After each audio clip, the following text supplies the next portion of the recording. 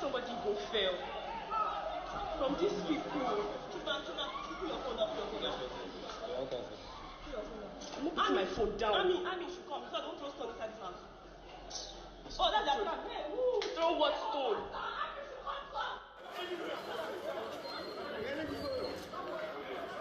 They've come to disrupt our voting here.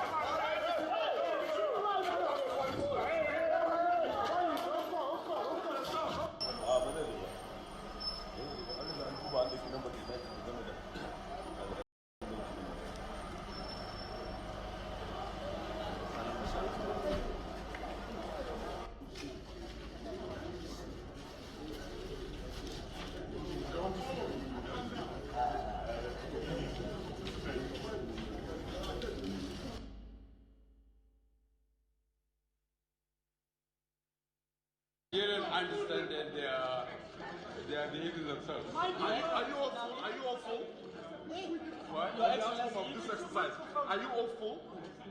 Are you hopeful, sir? Very hopeful indeed. But if you lose this election, will you accept defeat and congratulate the winner and hand over power eventually? I will congratulate myself. I'm going to be the winner. Thank you very much. BBC Hausa.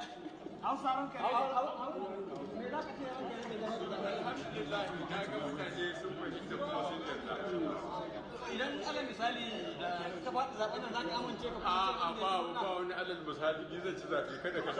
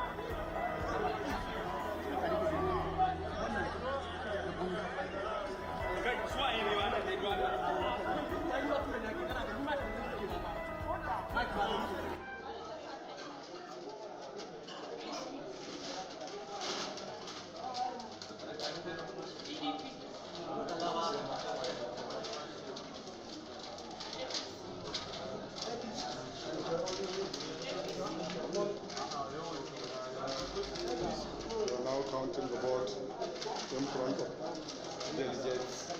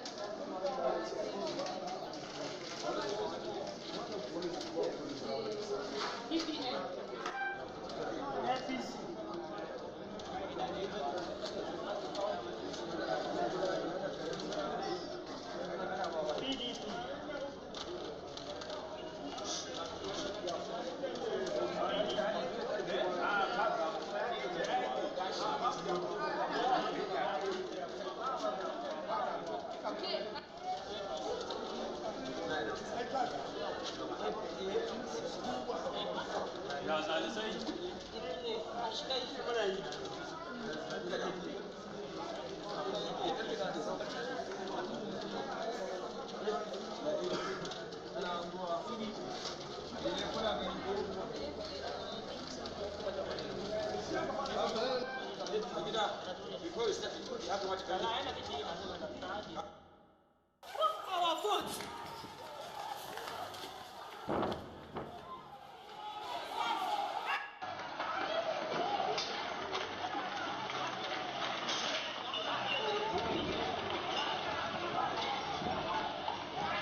Get it.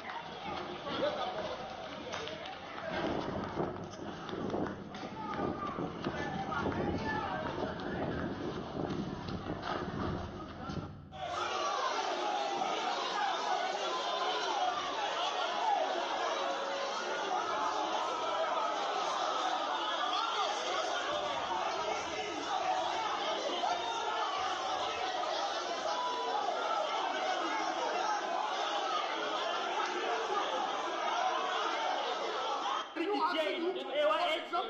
Here is AYA. Here is AYA bar. Here is Eleni bar. Can you join us? Can you join the AYA area? 11 for one information. Well, you not get a allowed.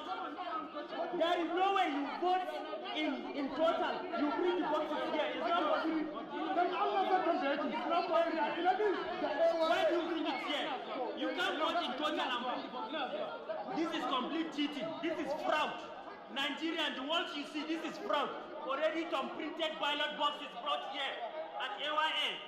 This is cheat. This is a cheat. Everybody should see. The world should see what is happening here.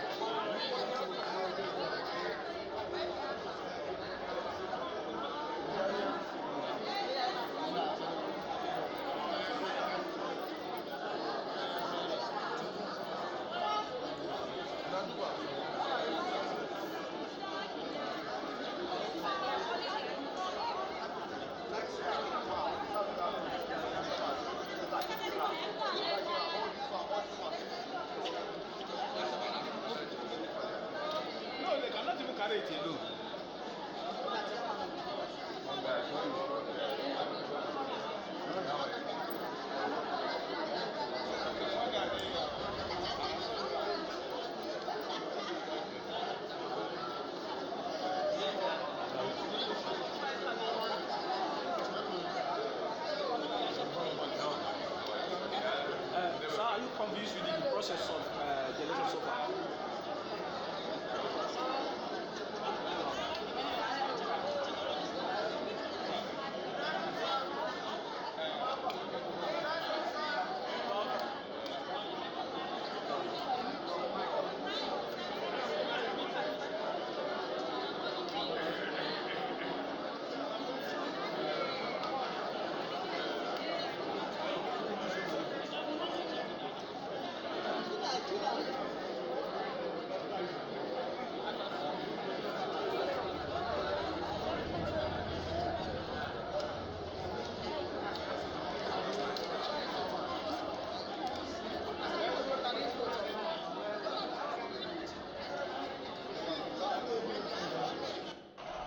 Look at them, see people, see them running.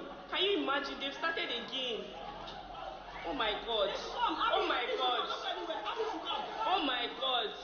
Ami should come. Oh my God, somebody go fail. From these people. Okay. I'm putting my phone down. Ami should come. So I don't throw stone inside this house. Oh, that's their plan. Hey, throw what stone?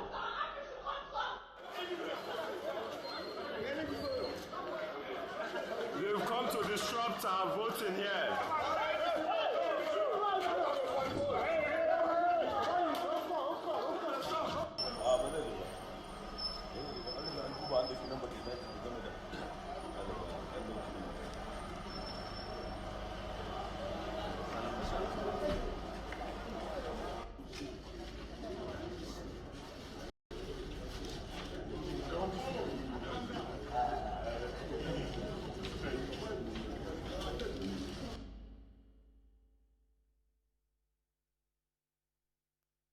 They don't understand that they are behaving themselves. Are you all full? Are you all full?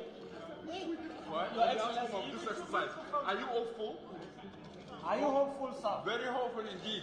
But Your Excellency, if you lose this election, will you accept defeat and congratulate the winner and hand over power eventually? I will congratulate myself. I'm going to be the winner. Thank you very much. BBC Hausa.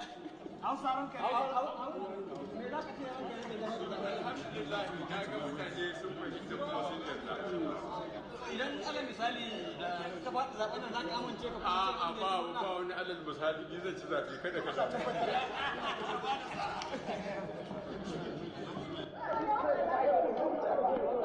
Come on,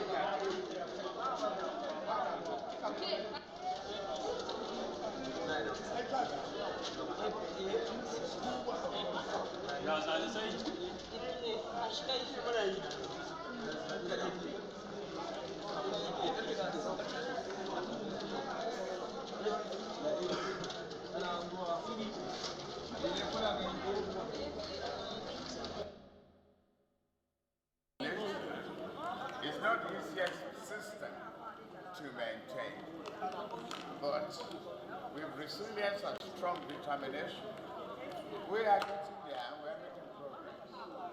And this morning I can say within this polling unit and some other ones that have filed through, they are doing well. They are doing well. And so far, how would you describe the comportment of the electorate? Those are already on the line to vote. I credit them because if the great expectation was last week, Saturday, they were very excited, ready to go, and the accident was postponed. There could be, frustrations and disappointment at one point or the other. But we could see it was not deliberate. We could see that INEC as the umpires gave us very good briefings throughout the week, giving us progress report. That is taking responsibility. That is being open. That is being honest. And we must stand there. Sir, don't let me just move my head now. Sir, whatever the outcome of this election be, for example, if the people of Nigeria vote out your party, what would you say? I say accept it. That is the people had it. That is their decision. Any Democrat that cannot accept the result of a free and fair election is not worthy of the name being a Democrat. You must be able to accept the result of a free and fair election. What are your hopes? You think you can win this election? My hope and my determination. I'm for my party, and we are winning. What gives you the confidence, sir? Because we have the support of the masses. No, come on, look back. Look back at our rallies alone. That's an indication of who are the populace. Ordinary people. We are not the elites, the rich. We are talking about ordinary farmers, traders, artisans, and the common man. We are talking about parents whose children are feeding now at least once a day. We are talking about those people. They have to be grateful.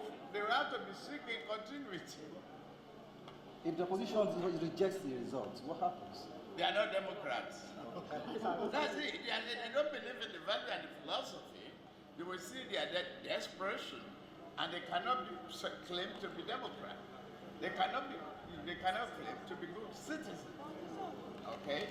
Sir, there have been complaints of logistical problems with IGCs. Where? Are you satisfied? Yes, all over Lagos. We have been moving No. Some areas. Some areas. Are you satisfied with what INEC is doing?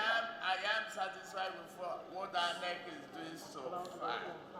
Now, you don't drive yourself like a vehicle too. Like, you can easily develop fuel pump problem on the highway. It's something that is mechanical. So, any experience last week, bad weather. I fly a lot. I've come to the situation where I go to an airport in this country, and after say 2 hours, we could not land. You cannot but accept Mother Nature. That's what is beyond your So perhaps on the last note,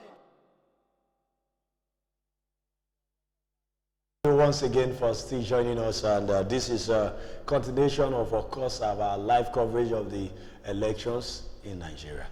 Today is the day for the presidential election and also that of the National Assembly. We want to thank you very much for staying with Citizen Information Network. Do remember that you can follow us also on Twitter, Instagram, and of course on Facebook. It's CIN Nigeria, and the same channel on YouTube. Of course, our website is www.cinnigeria.com, and my name is Twitwi Ayeno. At this period, during this conversation, this round of broadcast, we'd definitely like to hear from you. We'd like you to speak to us on our phone numbers that will be available on the screen to see.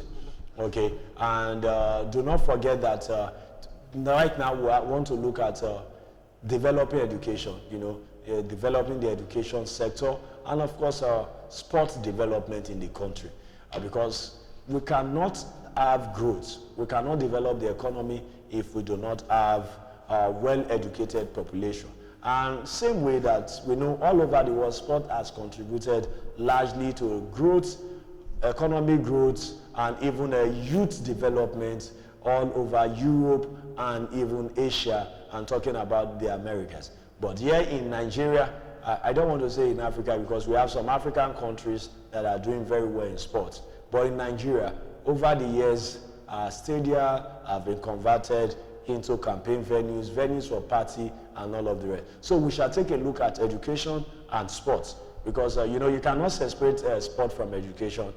These two work together, because we know developing sports has to begin from education, from schools, the primary and secondary schools. So I have two gentlemen with me on set right now. I have Kelechi Nkoro. He's a sport broadcaster, broadcast journalist, I should say. Kelechi, you're welcome. Thank you very much for joining us. Thank you so much. It's nice to join you guys here today. Okay, and also we have Poju. Yes, Adeyemi Oseni is of course an educational consultant. I call him Poju because thank you for having me. It's actually a good thing to be here. Oh, okay. Now we've been following, monitoring the election, and indeed we monitored what happened during the campaigns. We know a lot of promises, and if we look at most of the political parties, they are generally talking about growing Nigeria, developing the economy. How can we achieve this? Including sports, because you said there was something you said in your introduction about how we have to create jobs, yes. And interestingly, if you follow the campaigns and some of the policies these guys came out to say, one who is close to sport will be disappointed. I don't think any of them have any strong agenda for sports. I think if you've been following this broadcast, you had to speak with someone who was close to agriculture. Yes, I think everyone is just talking about how to either oil. You have one party talking about how privatization, yes, the oil sector. And the present government is even investing so much into oil exploration. Everyone is talking about agriculture, or you're talking about, and you're saying to yourself, if countries like China, the US, South Africa, India now also coming up in sports, are looking at, these are countries who have huge numbers. Nigeria only used their numbers to attack Ghana about jollof rice. We are over 150 million people, but we are not using our numbers. One of those places you can use your numbers is through sports. But interestingly, we are blessed with the Red Beret man, who is our sport minister, who I think is only good in giving out interviews and all. I'm sorry to say, but the last 4 years, what he will be remembered for is more about the problems he had with the NFF than what he did to help sports in Nigeria. Okay. Yeah, at that point now, because we have to do this and look at all of these two issues together, sports and of course education. Now, Poju, let me come to you now. Looking at education, right now we have what I'll call the educational crisis in the country. You know, recently ASU just got off strike. ASU was on strike. We have well over 10 million Nigerian children of school age who are out of school. So how can we really develop sports? Setting the agenda for whoever wins the election. How can we develop education, I should say? Okay, thank you. Just like he said something earlier on that, if you look at the campaign of the two major contenders, if they are not talking about economy, this one is talking about, okay, I'm going to tackle corruption, this and all that. And none of them is even talking about, okay, how are we going to develop our education? Because if you look at our education system right now, it's way down there. It's way down there. And what's the essence, if you're talking about the economy, you have a vibrant economy. How do you want to have a vibrant economy and the people, the human resources that are supposed to manage the economy, they are not well informed?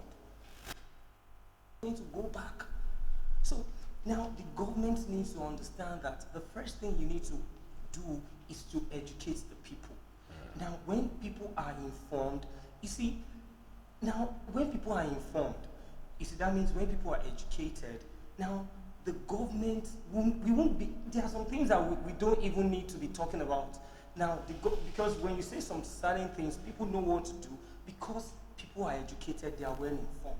And if you look at our system of education, I won't lie to you, we are way down there. And there is a decay in the education system, and something needs to be done.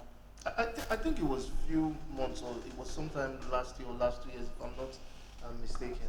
Now let me not give out wrong stats, where I think it was El Rufai who was trying to tell something. Oh, okay, yes, where teachers had to take a test. A test. That was 2017.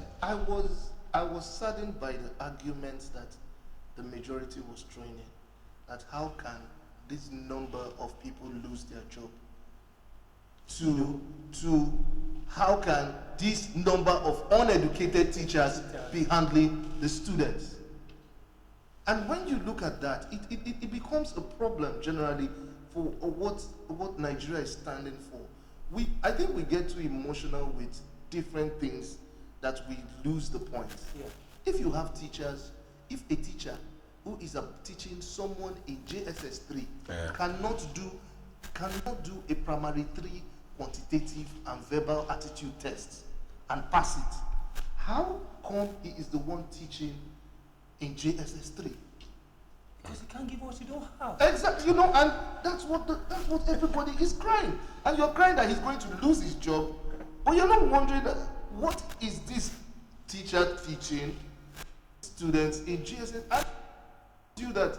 That's why, and I think for someone like El Rufai, the fact that there is this belief that the northern part of Nigeria are not good with education. I want to step in and make my people learn. And then I'm going to test who are these people teaching my people. And I find out that there is no structure.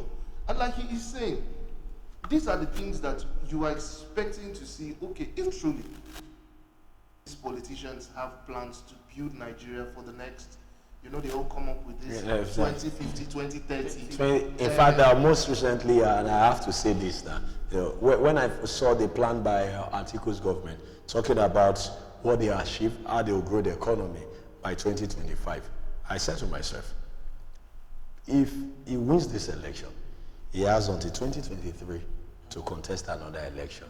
Already he has a plan to 2025. What happens if he doesn't win today, or even if he wins today, he doesn't win 2023? But then again, let me just add that talking about the test for teachers, we will not forget that it started in Edo State. There was a test conducted by Oshomole's government in Edo State. But one of the reactions I don't really want us to go into employment, but we cannot talk about employment. We cannot talk about education and sport without talking about employment, because of course If you're an athlete or you're a sport person, people build careers from all of this, from education and sport. But then one of the concerns about Kaduna and what even happened in Edo State was the fact that the agenda and the goal of every government is how to engage citizens, how to get them engaged. So if you now want to say this person is not qualified for this particular position, the question should be, what have you done to improve this individual? Have they gone for training and retraining? But then we have a correspondent on the line. Hello. Hello. Yes, Charity. How are you today? I'm calling from Itireka. Okay. What started as early as 8:30, people turned out very, very impressive. But most of these units have 40 card readers. Wow, 40 card readers in Itireka. Yeah, Itireka. Yeah. Truth like Shobande, Owedola, Ejiwe, Ogunfunmi, Jubrila. Most of them have 40 card readers. Okay. And the process was a bit slow.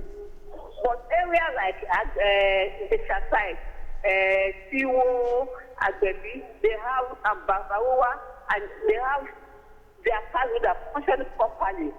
And the process there were very fast. And then people turn out. Okay. A bit impressive at Agbebi. But turnout at Erusho was not impressive at all. According to the ILS officer there, she was expecting more turnout being a well-populated area. Okay.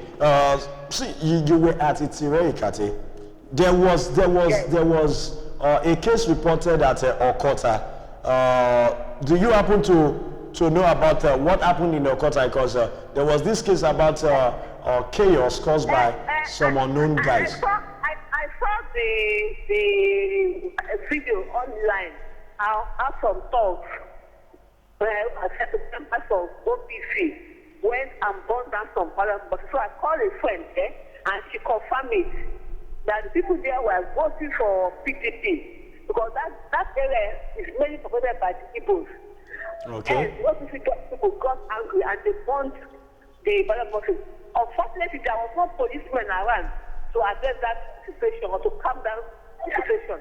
And I think INEC has also responded that they are trying to get the full details of what actually transpired at that particular police station before they go the next step to take. Okay. Okay, that is very good. But now let's look at our security. You just mentioned what you got from other colleagues about the event at Ikota. The statement of Lagos CP that he has posted 100,000 policemen to all the areas. I started to but most police in my area have no security personnel. So only at the I saw 2 policemen. Okay, now for the other polling units you covered at Itireka. That's no security personnel there. They have none. But meanwhile, I saw some patrol vans of policemen patrolling all the areas. But at the polling unit, it was only at Agbebi that I witnessed 2 policemen on ground. Okay, that was at Agbebi. Agbebi indication. Okay. So far, has election ended in at this polling unit you covered? Election has ended by 2:30. Most units in Ijesha. Okay. Collection. Okay. But generally at Ijesha, was it peaceful? At Ijesha? Yes. Yes, it ended. I was there till 2 o'clock. Election has ended there too. They are doing collection of results there too. Okay. All right, Sharith Umbatha, thank you very much for speaking with us. Sir. Yeah, thank you very much. Nice. All right, now back to the studio. Before we go back to education and the rest, now let's just talk about this. Charity just talked about what you witnessed at Itireka, and she mentioned, most importantly, the issue about faulty card reader. We're all part of this process. Our country to get better. But because if we have to look back, 2015, there was this issue about faulty card reader. We've had reports from Ikorodu, the candidate of the ADP for the Lagos State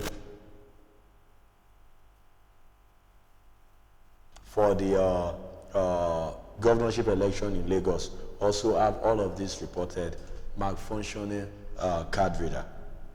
How come we didn't really improve on what we experienced even from 2015?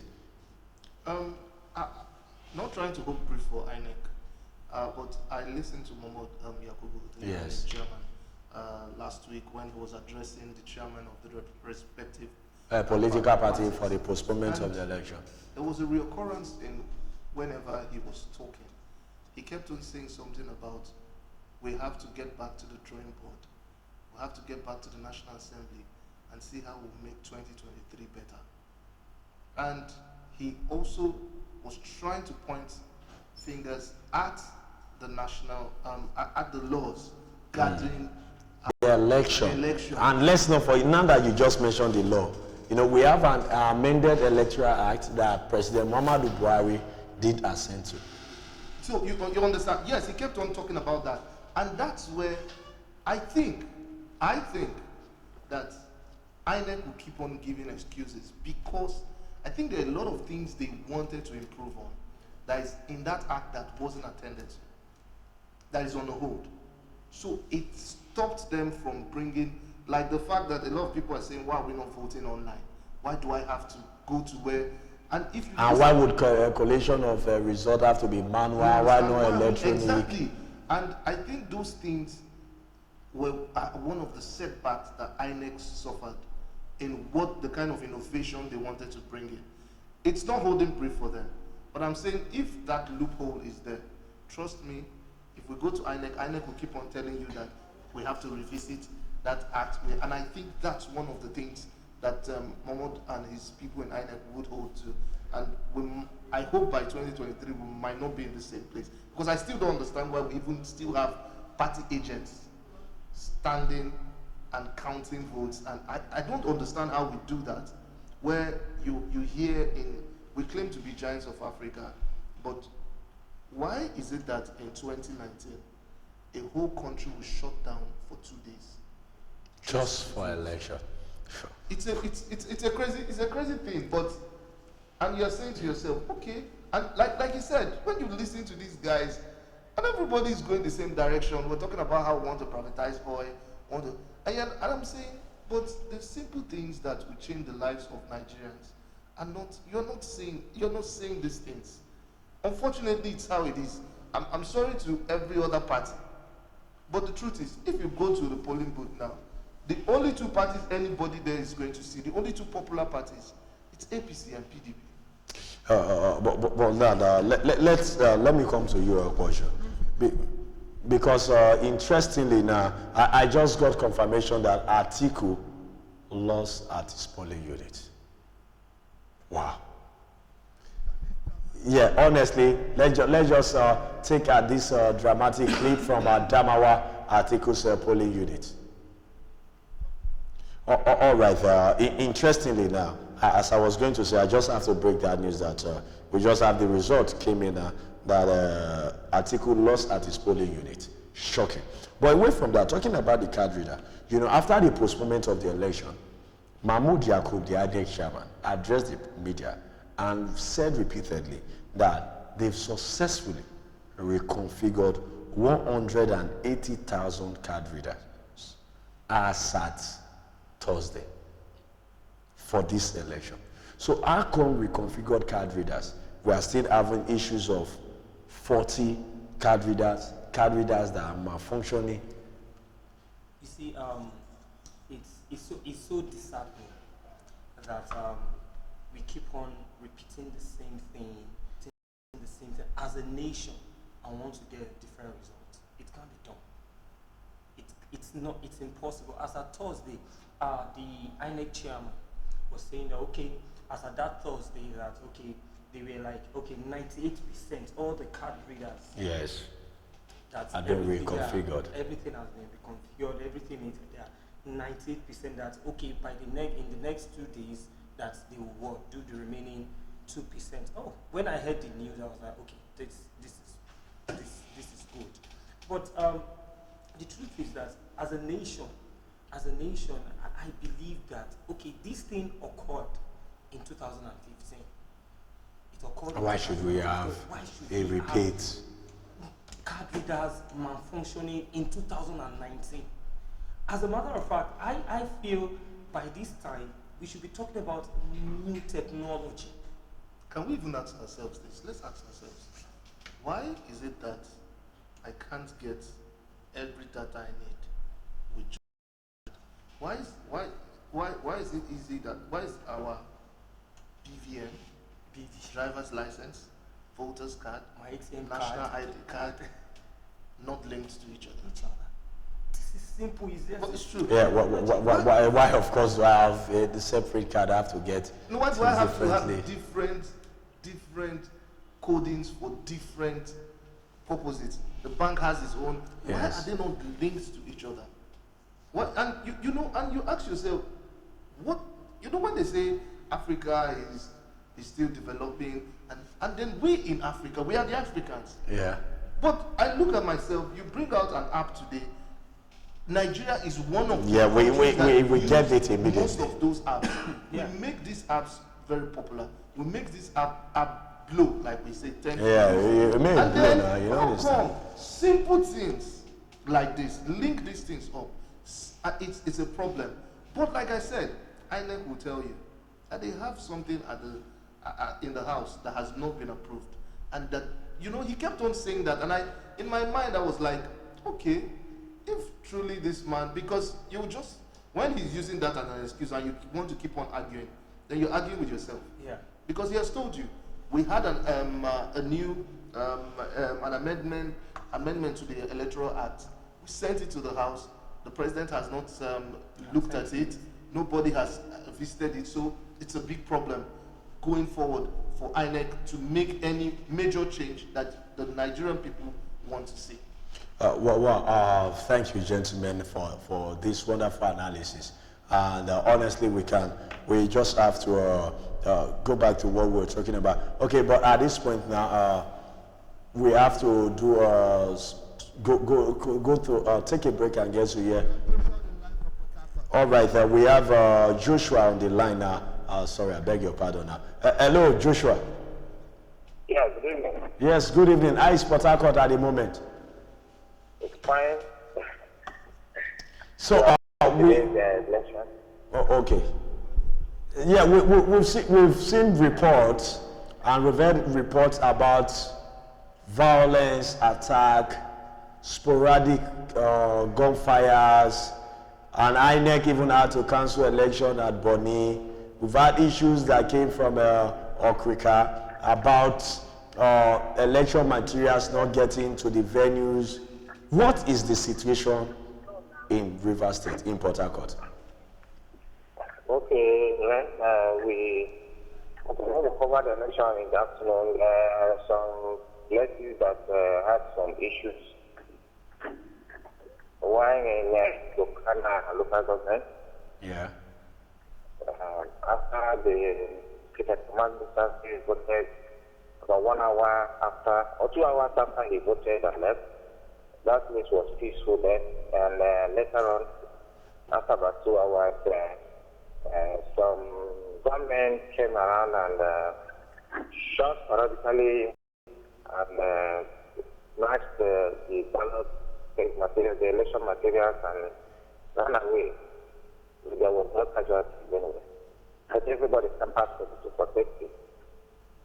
And the senator, whom we approached him, interviewed him, he condemned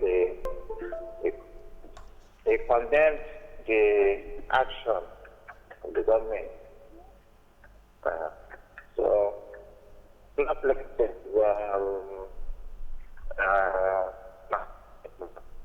okay, Joshua. We've heard of cases of casualties as a result of violence in Port Harcourt. How true is all of this? You don't consider yourself. Okay, I think we have to. Hello. Yes, sir. Has voting ended in Port Harcourt at the moment?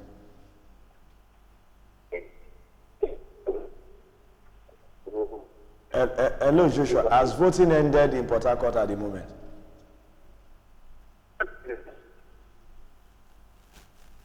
Okay, I think we're finding it difficult to get Joshua audio out. Maybe we'll get back to Joshua again. But hello, Joshua. Hello. Yes, I said has voting ended in Port Harcourt at the moment? Yes, voting has ended. Oh, okay. Then abruptly around 2 o'clock, lots of the violence, while others ended around 3 p.m. or 4 p.m. or thereabouts. Everybody must have gone home by now.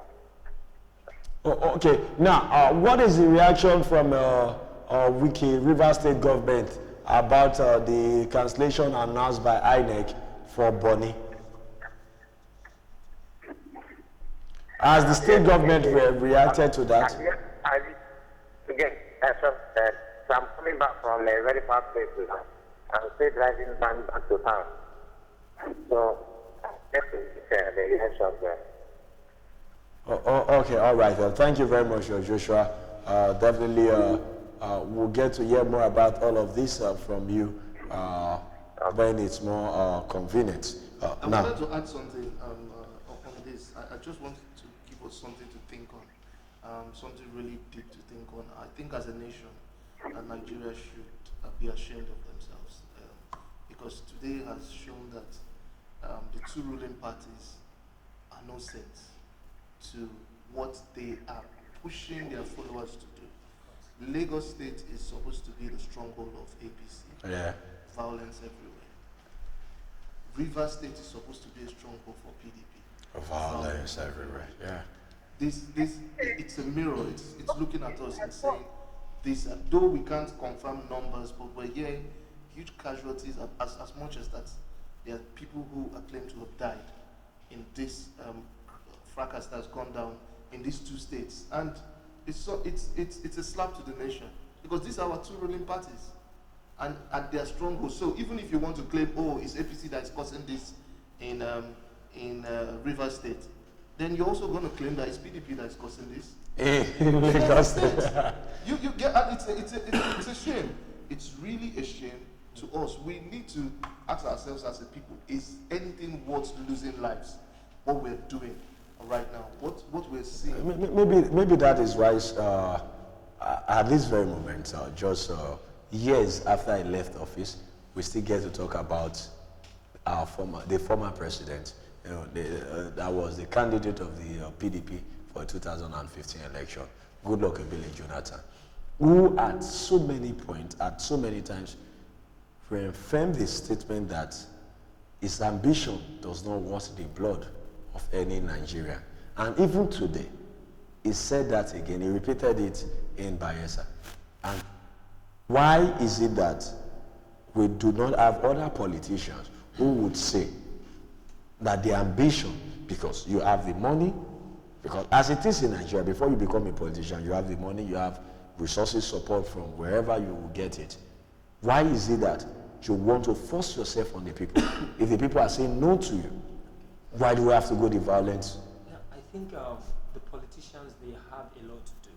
Now, just like you said, I was watching when the former president, Goodluck Ebele Jonathan, was saying that. And anytime I hear him saying that, I always, I look at him and say, this is a leader in a way.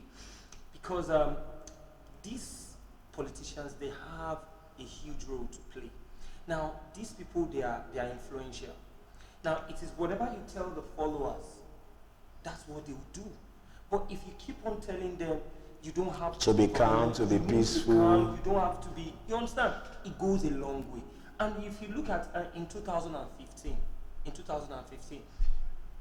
former President Goodluck Ebele Jonathan kept on saying it, and that alone doused the tension in the country as at then. You understand? Even though we had, some violence, in some places, but just saying that, it goes a long way. So it means that our politicians, you see, the truth is that you can't just see people go and be causing violence if there are no work people behind, giving them support, like we experienced in Okota, and it was very shameful. There are no police presence, because according to the report given by Shari Thiumbatha, she said there was no police presence. Can you imagine? From all she has gotten, that they were there at first, suddenly there were no policemen, and we had individuals. But now, because as we are moving on in this discussion, we'll definitely get to take reactions on social media, what Nigerians across the different from different part of the country are saying. But importantly now, Keneshi, let me come to you. I'm so much disappointed about what we've turned our sport facilities to in the country. And we do know already that we have different countries across that even we Nigerians have to pay so much to get to see sporting activities, from football to every other sport, the tennis and the rest. And yet in this country, we are doing little to nothing. So what should be the thing that whoever wins this election should focus on? Because we know that sport is just one sector that absorbs almost everybody, especially the young people. And Nigeria is a youthful population. We have this very young population. So what should whoever becomes the president in this country look at towards investing in sports development? Well, first off, if you want to develop sports, then you have to have a roadmap. I'm going to tell you, I don't think most Nigerian sport administrators have a roadmap. I'm going to shock you. Sports in Nigeria is CSR. It's any state you see that the sport is doing well, then the governor is using it to appeal to the people for re-election. It's a CSR project. It's a political tool to most governors. That's why if you check the huge chunk of money coming into sports in any state comes from the state government or the federal government. So that's our first problem in sport. Secondly, when you talk about stadiums and all, we interchange infrastructure with structure. So you have the Tottenham in England building a new stadium. Yes. Every weekend there's an activity going on in that stadium. Tottenham plays every weekend. So that's... No, but Tottenham doesn't play the stadium they are building at the moment. Okay. They have to move to Wembley. They play, either their junior team will be playing at home. Okay, no, I'm just talking about that the structure. Yeah. Every day. It's servicing itself. It's producing money. I know in Arsenal, a steward gets about £12, which is about 5,000 an hour. And they work about 6 hours every match day, which is almost 30-something. That 5,000 plus is almost 32,000 every day, every match day you see. Each steward, those guys you see with those yellow, the yellow vest. Now, if that is already creating employment, now that structure has now make money because people come in there. The structure is bringing. Here, we build structures, not infrastructures. So we build a stadium that is going to cost. Let's talk about the nest of champions. Yes. Aqua United don't get up to 5,000 people in that capacity. The only thing that capacity does, that stuff does for Nigeria, is our Super Eagles go to play in Akwa Ibom. No ticket, no gate fee. It's not making money. Because it's a CSR project. What's the structure? So these structures you're talking, these things you're talking about, the stadiums, and it's because they have been. So we are people who we want to see. Everybody's clamoring. Let them renovate the national stadium. We'll definitely come back to talk about this now final note, because We know sport is very important, and it's something we have to do. Yeah. But before I come back to Kojo, I like to know, because when we're talking about sport is very robust. It's not just something, it's very big, very large. In Nigeria presently, you are a sports broadcast journalist. You've been in this business, yes. You understand the game, you know what it is. If you want to advise whoever wins today's election, what sector or what aspect of sports would you advise that we invest in? Because if we do not create the enabling environment, we will not have private individuals who want to put their money. So what sports? Our advice will go to the grassroots sports, which involves education. Okay. Okay, so I've been a part of a grassroots competition for the last 5 years, the Lagos State Principals Cup. It has a private a bank sponsoring it. Yeah. But there is nobody from that Principals Cup that, after this is the 10th year, since 10 years, and I can tell you has graduated to the Super Eagles. There's no transition. You are not sure that in primary school, when you represent your primary school in an inter-house sport, you will make it to your secondary school team. Good footballers becoming card pushers. You understand? Yes. So there's no, so I think first off is invest in grassroots. Create a structure where education and sport works together. You might not get the result now, but you are building a structure where you have a system in ground. You instruct your sport minister that I want to see tomorrow competitions that promote primary school students to get scholarships to go into secondary school through sports. Yeah, thank you very much, Kelechi Koro. Now, let's get to look at this now. It just said something, promoting the sports using education, because of course you have to catch them young. All of this we understand because from our school days, we have so many sporty events going up and there. But then again, we understand that sport is not just the only way to build the economy, but everything we are talking about is about education. It's built around education. Now, ASU was off. They went on strike. According to members, it's just basically because they want to develop the country. It's because they want to develop education. It's not for their salary. It's not for that, of course, is what they brought to the front burner. And then again, we have ASU.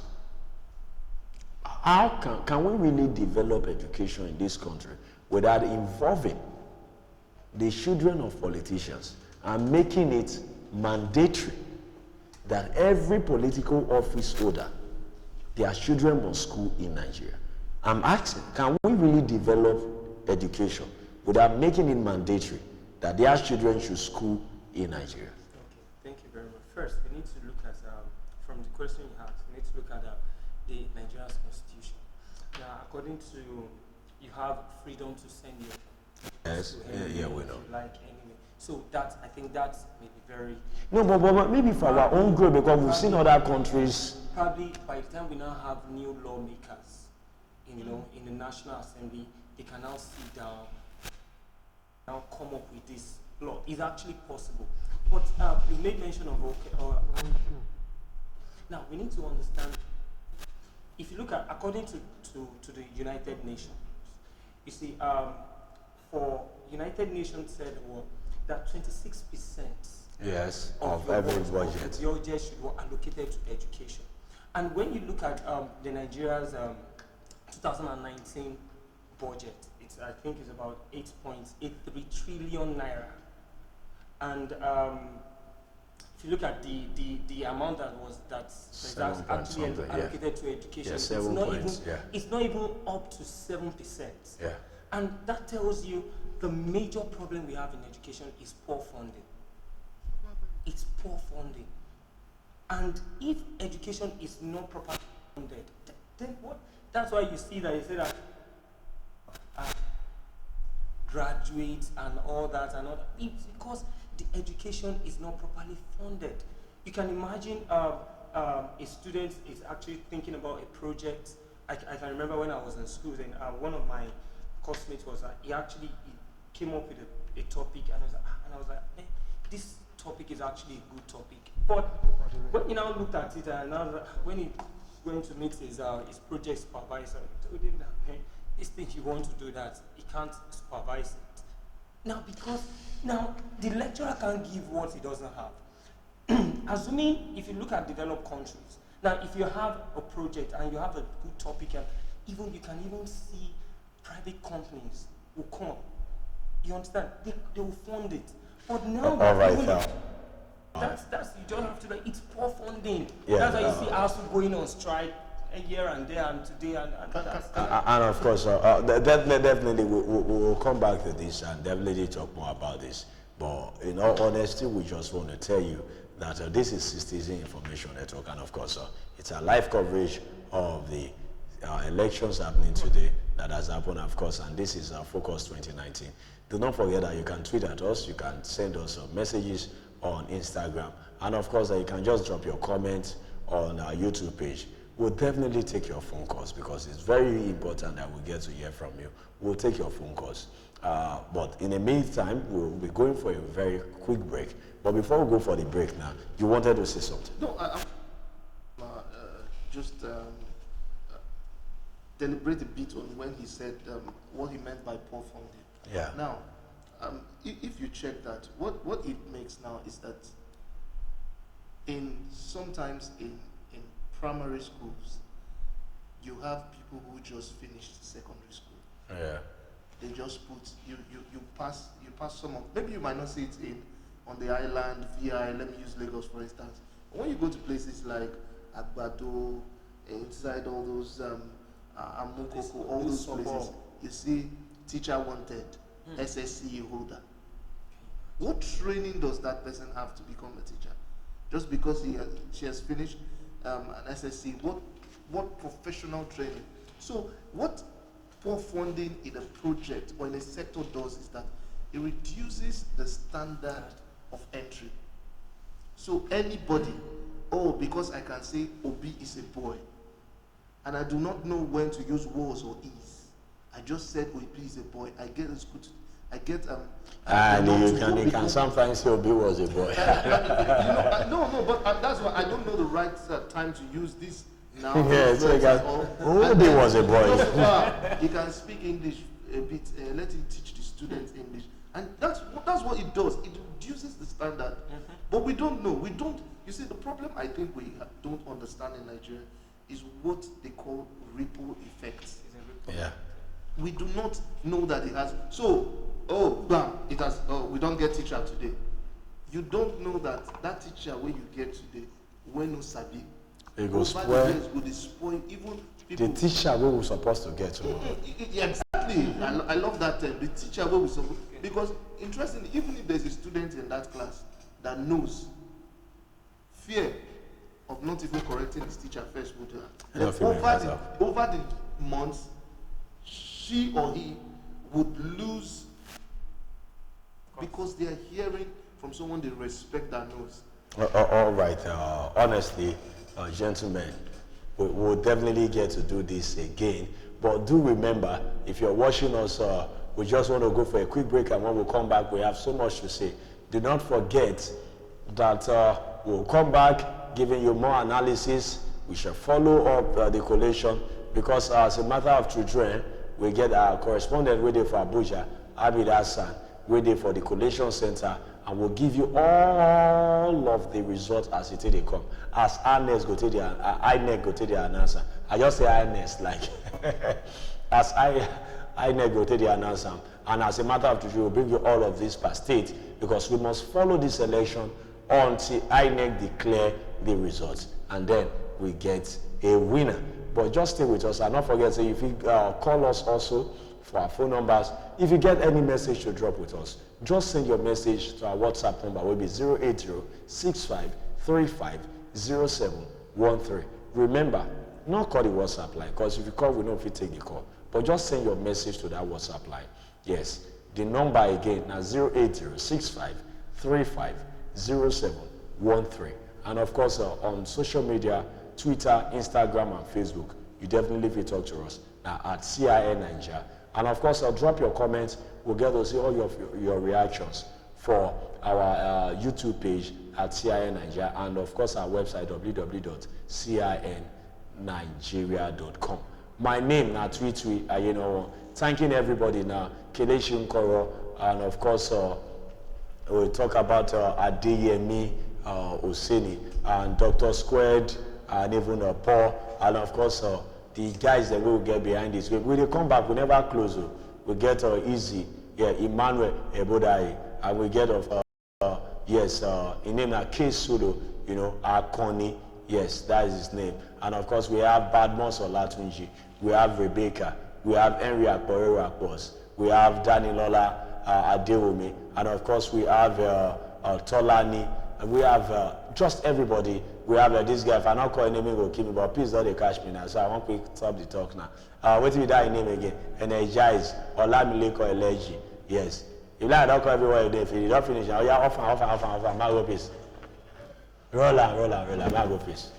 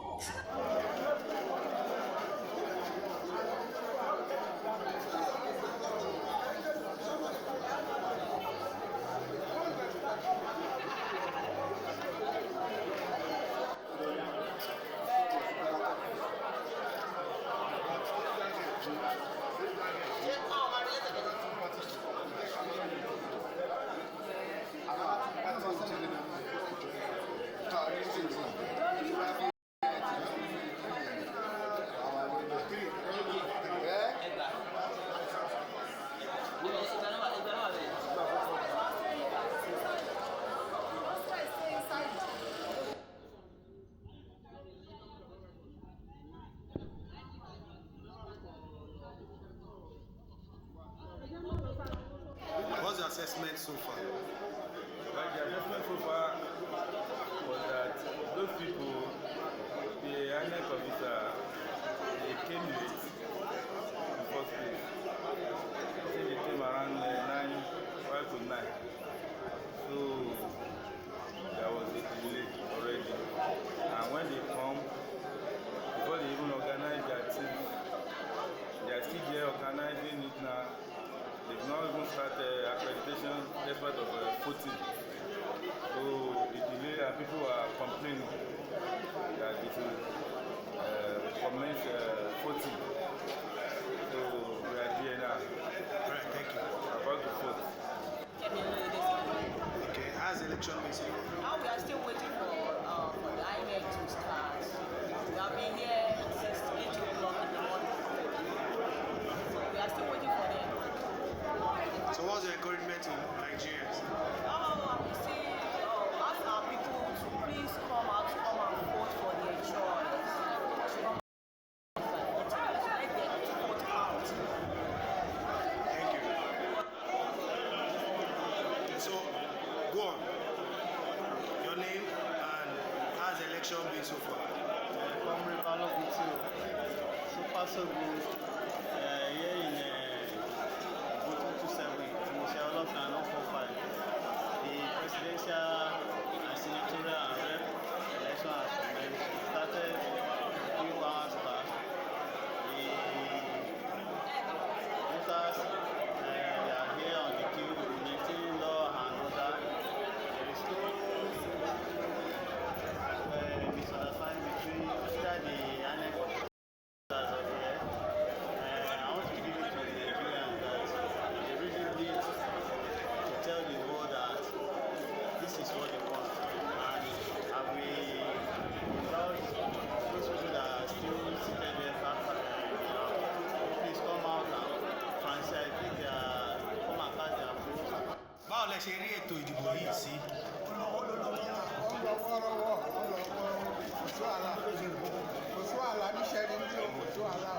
Ok, kí ni àmọ̀ràn yín fáwọn ará Ìṣẹ̀rí? Kí ni àmọ̀ràn yín fáwọn ará Ìṣẹ̀rí nígbà ìdìbò yìí? Tó ṣe bẹ̀rẹ̀ ní wọ́rọ́wọ́rọ́ yìí kan ṣe bẹ́ẹ̀ kan jẹ́ kó kárí bẹ́ẹ̀ bá wọn. Wọ́n sọ àfẹ́ wàhálà ní ìwà àti. Ẹ ṣe wọ́n. I'm so happy. I'm the British Balogun. I'm one of the apex leader of Alimosho. And I'm so glad I'm seeing all people come out en masse today to cast their vote for their various candidates. I'm so happy, I'm so glad. And our government will still encourage for more people to be coming out from an election like this. Okay, what's your take on, what's your advice for the Nigerian youth? Because I see that we have a lot of youth around you. My advice for Nigerian youth is that everybody come out today en masse to cast their vote. My advice from you to cast their vote calm and be with their vote. Let their vote to be cast. Okay, can you please tell us no violence? Today we can see everywhere is going on a peaceful, no breach of peace, no break down the law. Everywhere is on peace and everywhere was calm. No break down of the law. Thank you very much.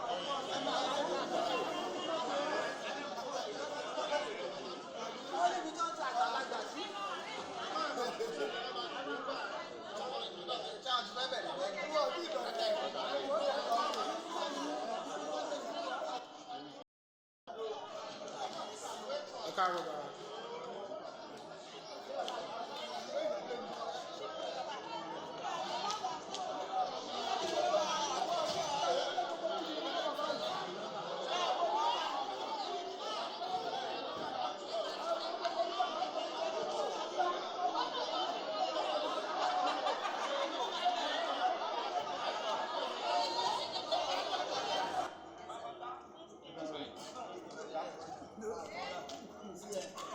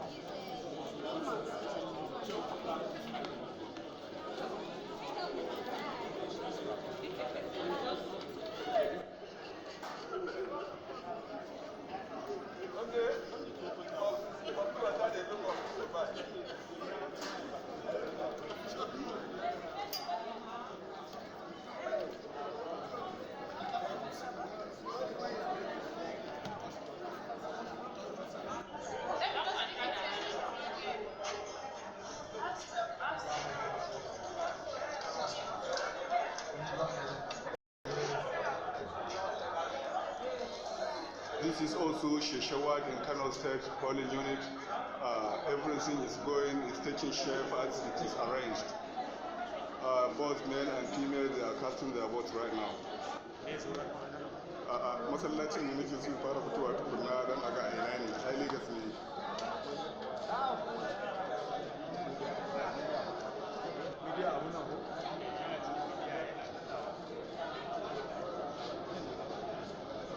Malong, we are with you. How do you see the situation of election right now as it is taking place in this world? As you can see here at Kano Municipal Local Government, the election is going as normal.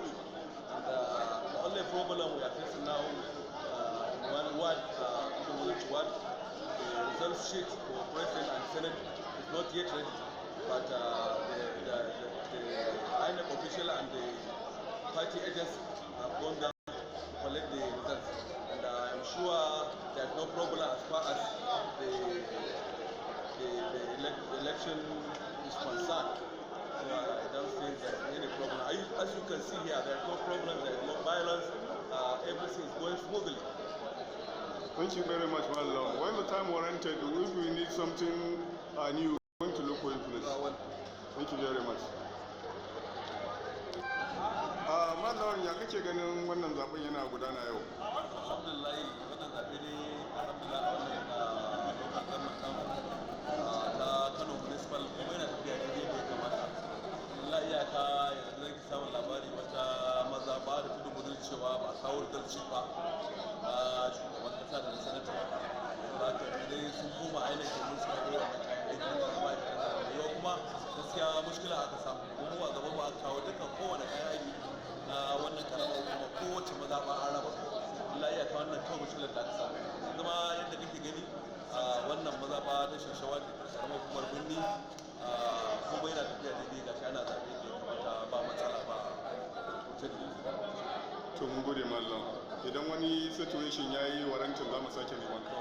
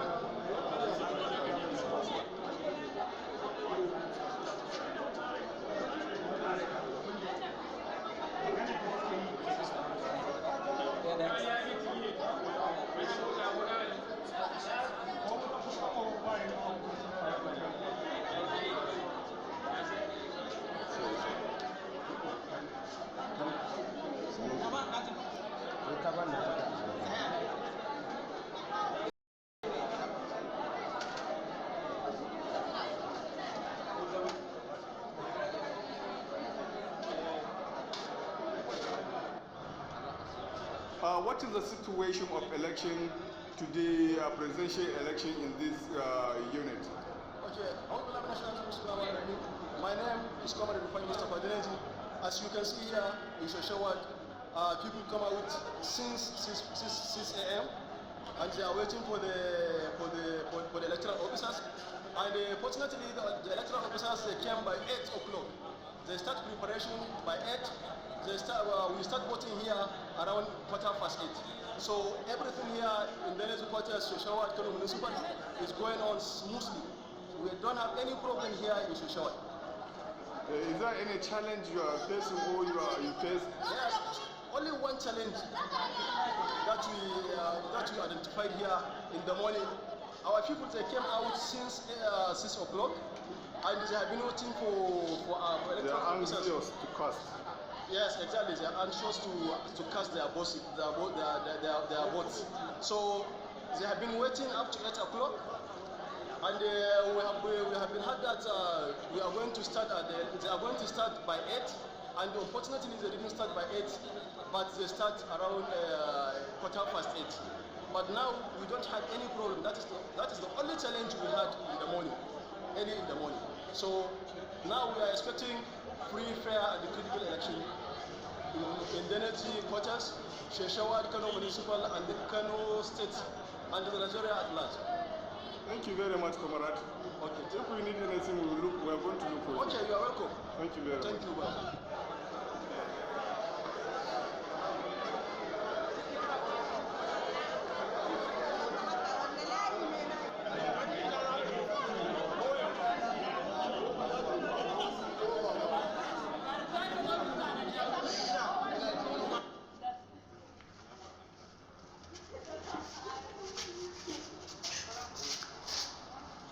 Abin sharaɗa.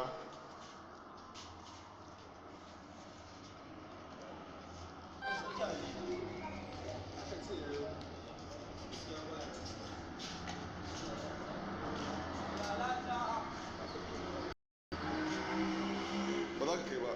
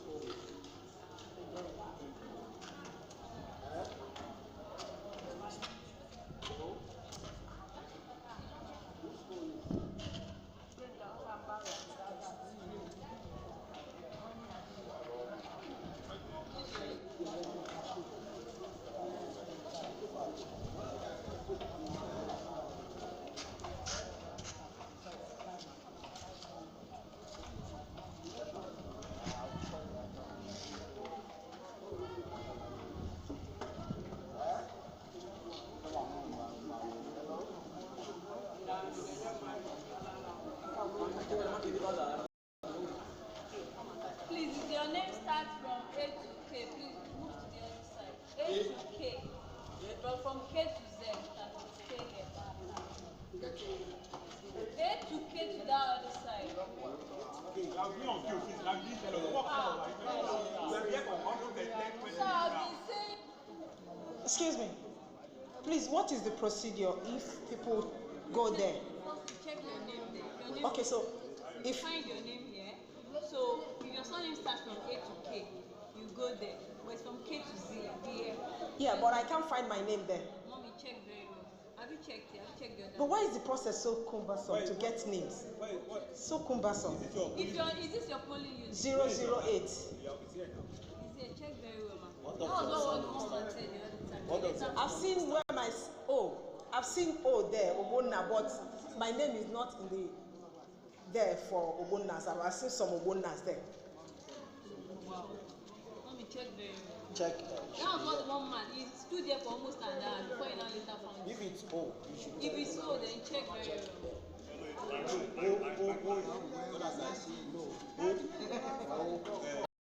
So what do you think about this price? Is it not cumbersome for people to get their names, even when you are sure that you are at the right unit? If you don't get your name, it means It's like we are even doing their job for them. Honestly, it's very cumbersome to locate names. Okay. If I don't locate my name, I can't vote, even with my PVC. Check it. Let us show.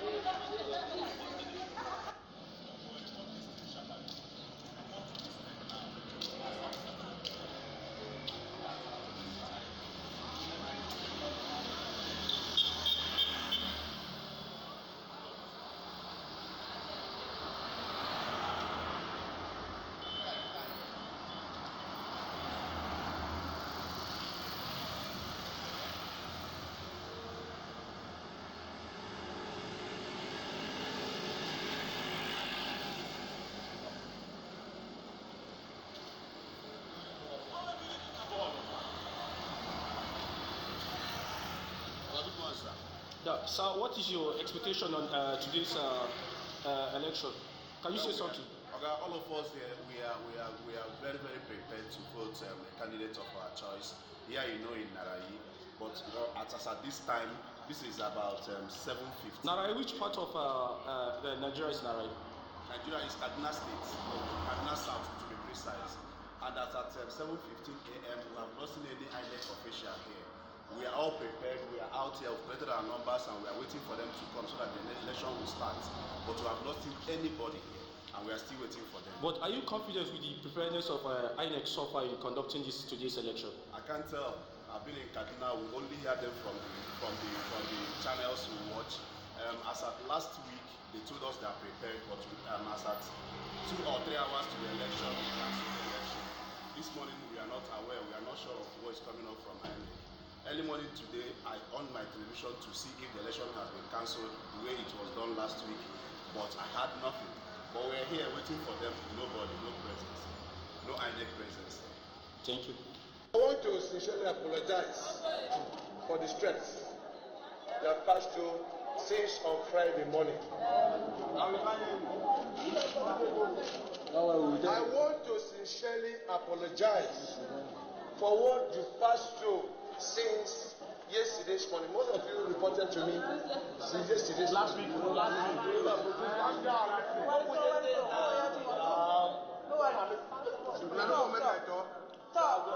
Please listen. I have come here when I had an information that the material will be distributed and shared in the presence of all the political agents, political party agents. Departed my office for this super rap center. I have received several calls.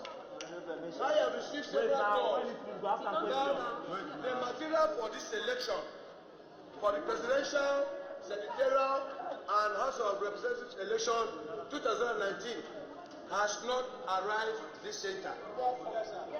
The material in the presence of the security operatives and officers, including the DPO of Okrika local government, another security operative, escorted the material. They promise us, they assure us that the material will arrive there, that we should not express any fear.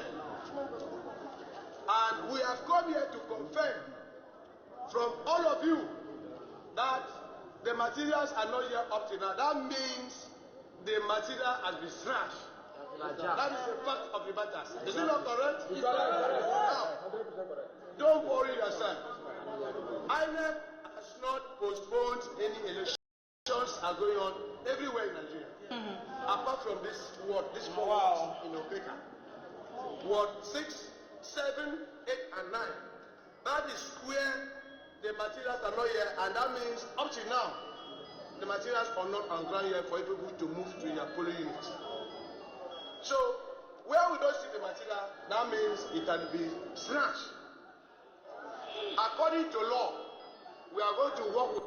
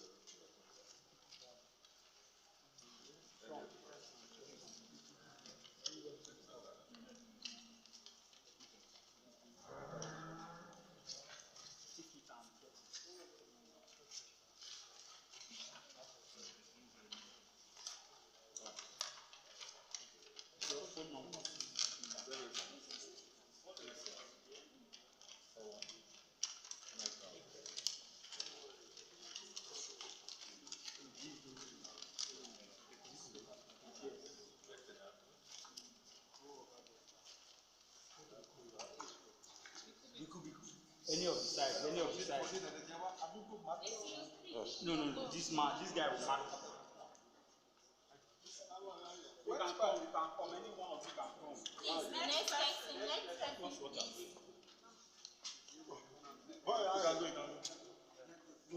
person, please. Pio.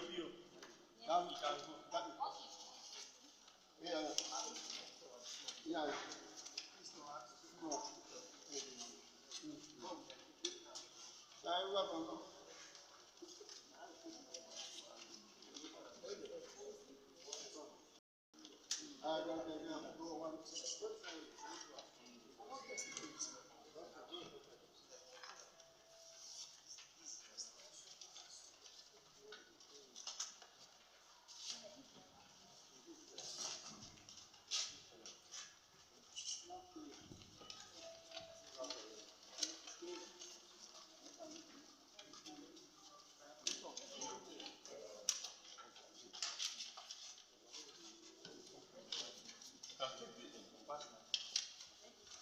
Pio.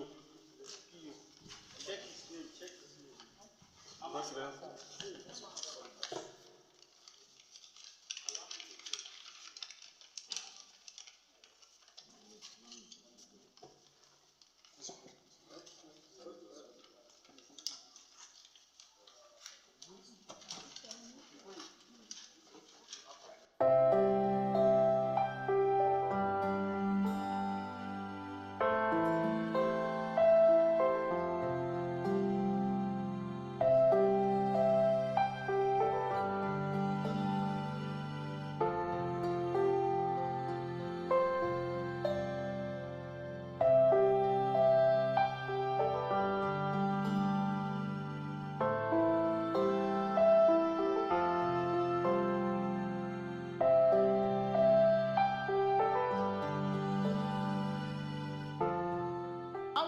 has the election process been? Successful so far, so good. I demonstrated the resiliency of Nigeria. Like the president said in his broadcast, we have chosen one of the best way but difficult way to select our leaders, our representative government. Through democracy. It's not the easiest process to manage. It's not the easiest system to maintain. But with resilience and strong determination, we are getting there and we're making progress.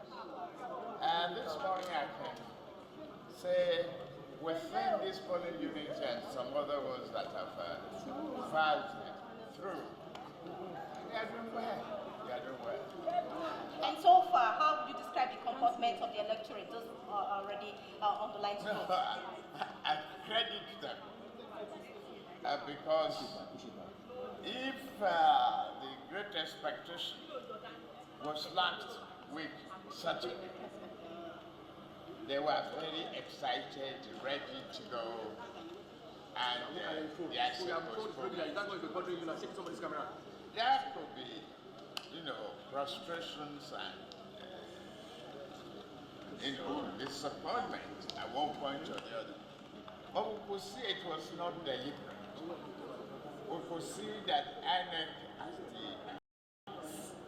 gave us very good briefings throughout the week, giving us progress report. That is taking responsibility. That is being open. That is taking honest. And we must celebrate. Don't let me just move my head now. Sir, whatever the outcome of this election be, for example, if the people of Nigeria vote out your party, what would you say? I say accept it. That is the people's verdict. That is their decision. Any Democrat that cannot accept the result of a free and fair election is not worthy of the name being a Democrat. You must be able to accept the result of a free and fair election. What are your hopes? You think you can win this election? My hope and my determination. I'm for my party, and we are winning. What gives you the confidence, sir? Because we have the support of the masses. No, come on, look back. Look back at our rallies alone. That's an indication of who are the population. Ordinary people. We are not talking about the elites, the rich. We are talking about ordinary farmers, traders, artisans, and the common man. We are talking about parents whose children are feeding now at least once a day. We are talking about those people. They have to be grateful. They have to be seeking continuity. If the opposition rejects the results, what happens? They are not Democrats. That's it. They don't believe in the value and the philosophy.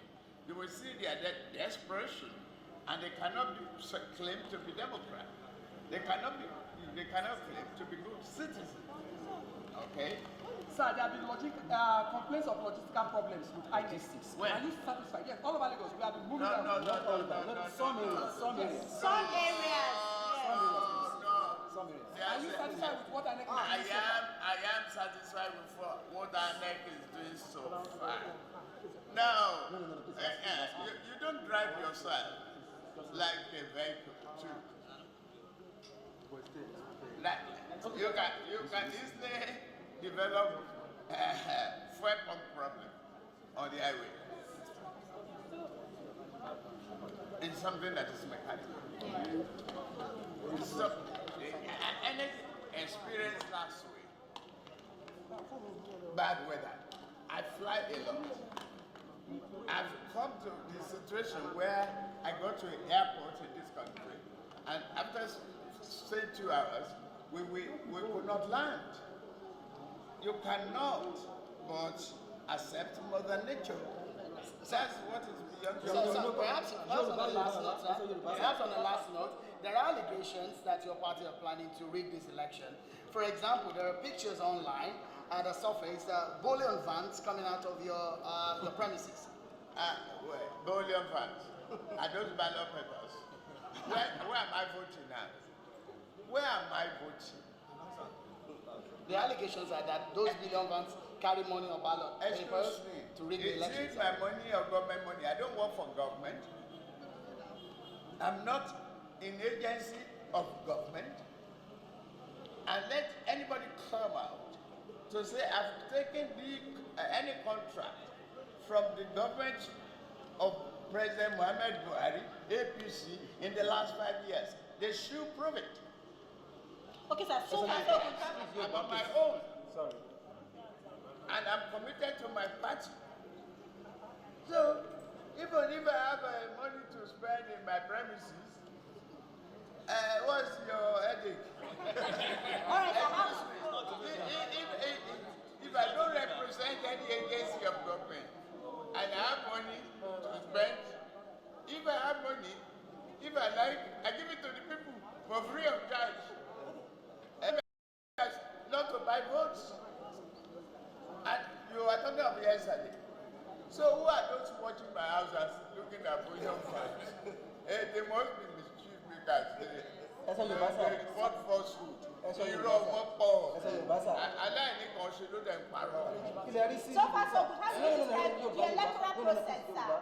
The electoral process in Nigeria? No, none of you adopt suddenly in one day. Right? Without the advent of science and technology, you wait until delivery before you can even identify the sex of your child. Until technology and scan system brought it easier and closer to us to determine. Nigeria is just from 1998 here, calling and developing and working really hard, like you would do in your homes, to raise your children, to even organize your kitchen and your living room. It takes time, perseverance, tolerance, endurance, consistency, and strong determination that we have adopted democracy and that we want it to grow. So we live with the aches and pain, hills and valley of it, and we will move on. All right, sir. Thank you so much. Thank you so much.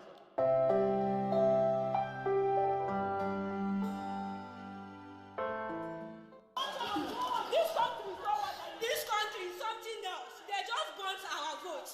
They just want our votes. They want our votes. Can't you see? They just want our votes. They just want our votes.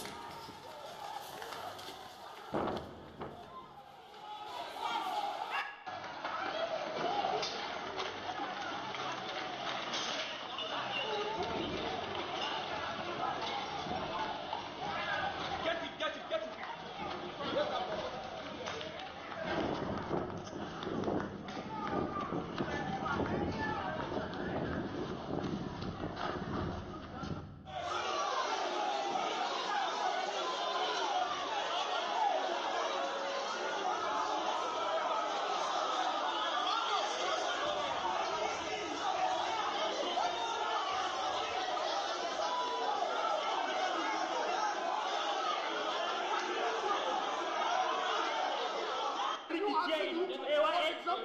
Here is AYA bomb. Here is a bomb. Can you join me? Can you just say what area? Is it allowed? Why? You not get a allowed. There is no way you vote in total. You bring the boxes here. It's not possible. Then I'm not going to it's not possible. Why do you bring it here? You can't vote in total and bring the boxes here. This is complete cheating. This is fraud. Nigerian, the world you see, this is fraud. Already some printed ballot boxes brought here at AYN. This is cheat. This is a cheat. Everybody should see. The world should see what is happening here.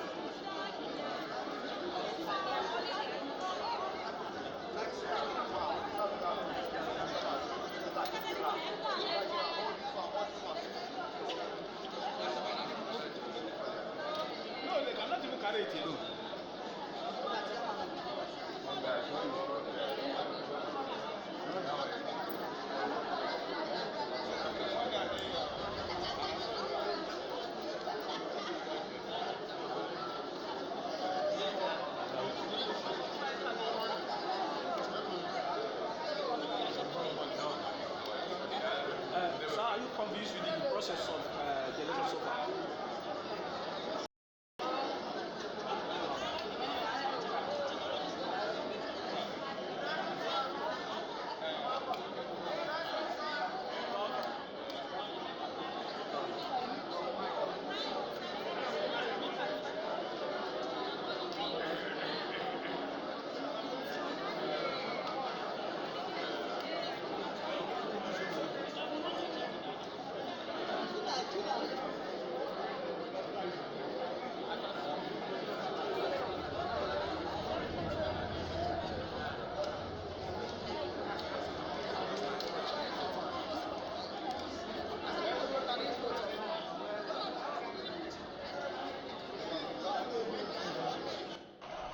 Look at them, see people, see them running. Can you imagine? They've started again. Oh my God. Oh my God. Oh my God. Ami should come. Oh my God, somebody go fail. From these people. I'm not putting my phone down. Ami should come, so I don't throw stone inside this house. Oh, that's their plan. Hey, woo. Throw what stone?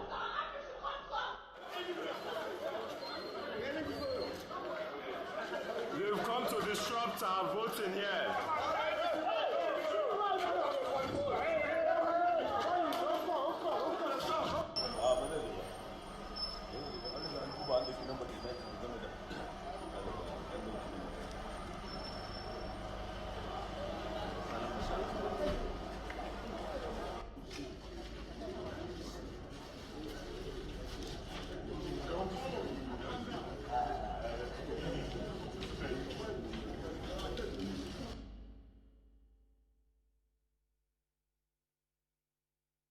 They don't understand that they are behaving themselves. Are you all full? What? Your Excellency, of this exercise. Are you all full? Are you hopeful, sir? Very hopeful indeed. But Your Excellency, if you lose this election, will you accept defeat and congratulate the winner and hand over power eventually? I will congratulate myself. I'm going to be the winner. Thank you very much. BBC Hausa.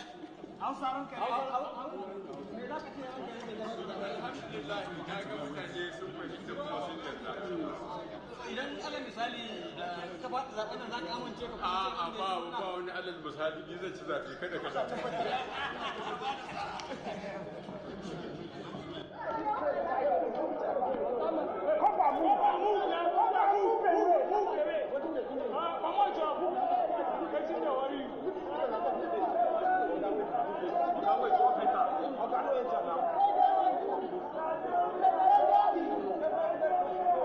Thank you.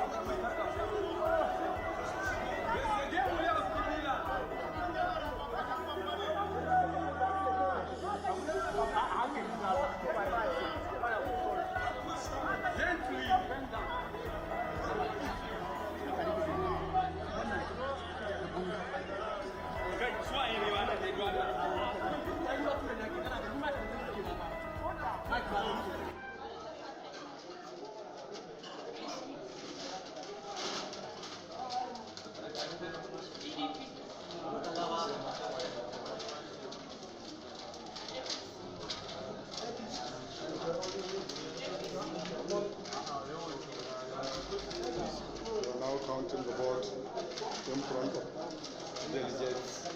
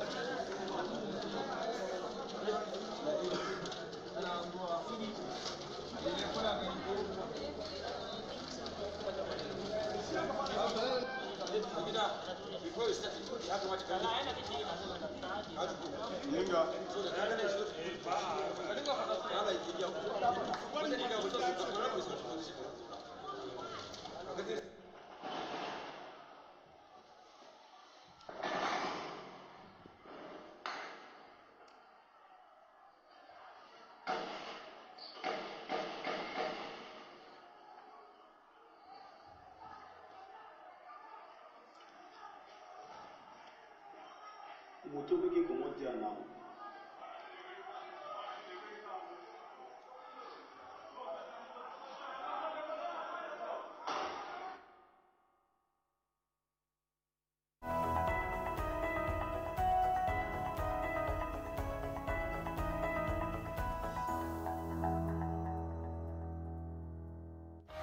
As the 2019 presidential election approaches on February 16, Citizen Information Network gives you a rundown of some of the presidential candidates and their political parties. Kingsley Moghalu, YPP. Kingsley Moghalu is the candidate of the Young Progressive Party, YPP, for the 2019 presidential election in Nigeria. Moghalu was born in Lagos in 1963. He is the former United Nations official and professor in international business and public policy at the Tufts University Fletcher School of Law and Diplomacy. His campaign promises include 1 billion naira venture capital funding of the creative industry and startup businesses in Nigeria, prioritizing the reformation of the Nigerian police, establish a seaport in eastern Nigeria, and complete the second Niger bridge within 2 years. Omoyele Sowore, AAC. Omoyele Sowore is the candidate of the African Action Congress. He was born in 1971. Sowore is from Eseodo, Ondo State in southwest Nigeria. He is a Nigerian human rights activist, pro-democracy campaigner, and founder of online news agency Sahara Reporters. His campaign promises include to pay workers 100,000 naira living wage, youth corps members to earn 50,000 naira monthly allowance, legalization of Indian hemp. Ade Tokunbo, Olufela Durotoye, ANN. Olufela Durotoye, born in Ibadan, Oyo State in 1971, is the presidential candidate of the Alliance for New Nigeria for the 2019 presidential elections. Fela Durotoye is a business consultant, leadership expert, and motivational speaker. He is the president of the Gemstone Nation Builders Foundation, a non-profit, non-governmental organization targeted at training youth towards transformational leadership and social change. Below are some of his campaign promises if elected. Increase education and literacy rate to 90%. Defeat Boko Haram with human intelligence and return internally displaced persons, IDP.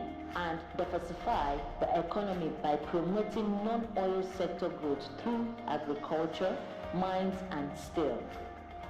Atiku Abubakar, PDP. Atiku Abubakar, an indigene of Adamawa State in Nigeria, born in 1946. He is the People's Democratic Party PDP presidential candidate for the 2019 presidential elections. Atiku served as 11th Vice President of Nigeria from 1999 to 2007 under the presidency of Olusegun Obasanjo. Abubakar is a co-founder of Intels, an oil-serving business with extensive operations in Nigeria and abroad. He is also the founder of Adama Beverages Limited and AUN, both in Yola, Adamawa. Campaign promises include privatization of economy, to end pro-Biafra agitation, and 40% cabinet seats for youths. Muhammadu Buhari, APC. The incumbent president, Muhammadu Buhari, is the presidential candidate of the All Progressive Congress, APC. Buhari was born in 1942. He is an indigene of Daura in Katsina State, Nigeria.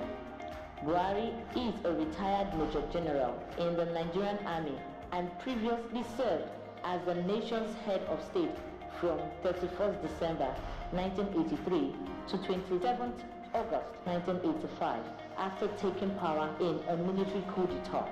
He unsuccessfully ran for the office of President of Nigeria in the 2003, 2007 and 2011 general elections before defeating the incumbent president Goodluck Jonathan in 2015 to become Nigerian president. If re-elected, Buhari has promised to do the following: infrastructure, improved roads, rail and power, agricultural development, and human capital enhancement services, healthcare and education. Citizen Information Network will be bringing you live updates and live feed.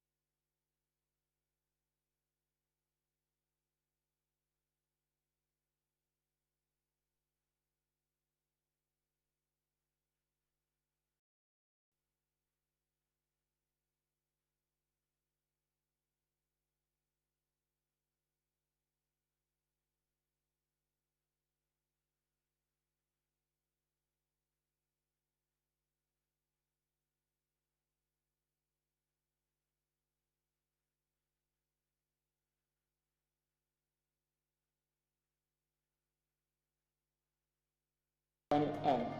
Olufela Durotoye, born in Ibadan, Oyo State in 1971, is the presidential candidate of the Alliance for New Nigeria for the 2019 presidential elections.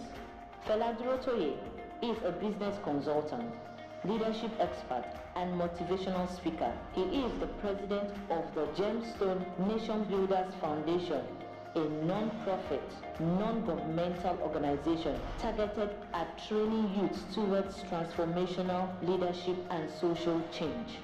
Below are some of his campaign promises if elected: increase education and literacy rate by up to 90%, defeat Boko Haram with human intelligence and return internally displaced persons, IDP, and diversify the economy by promoting non-oil sector growth through agriculture, mines and steel. Atiku Abubakar, PDP.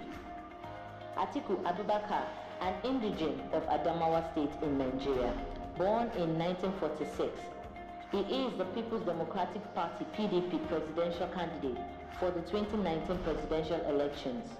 Atiku served as 11th Vice President of Nigeria from 1999 to 2007 under the presidency of Olusegun Obasanjo.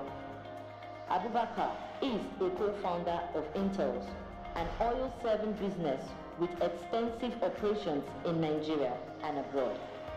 He is also the founder of Adama Beverages Limited and AUN, both in Yola, Adamawa.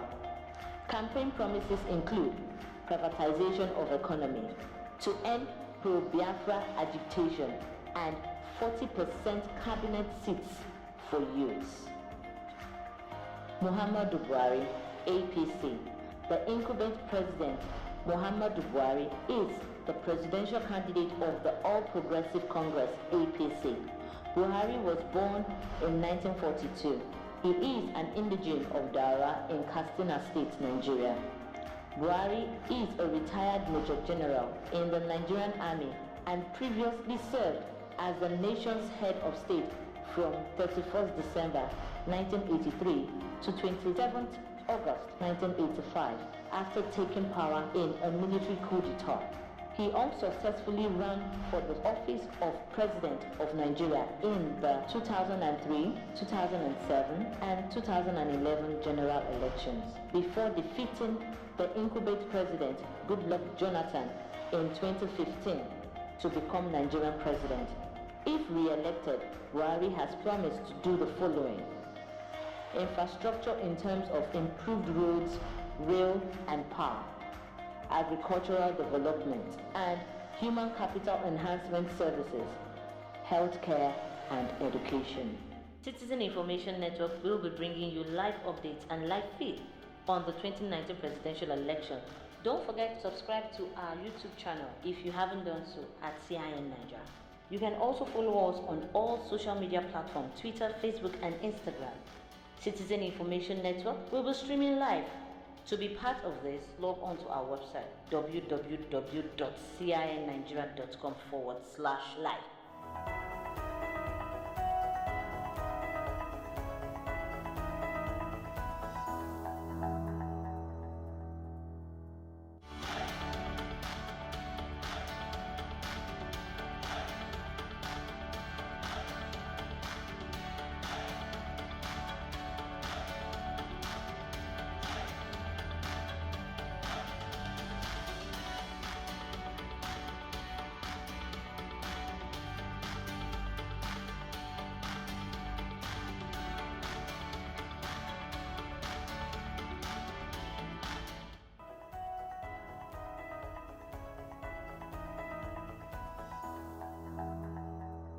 It's a beautiful morning here in the city of Asaba, Delta State, and this is the Street Assembly brought to you by Citizens Information Network, CIN, that online television that bridges the information gap between the government and, of course, the people on the street.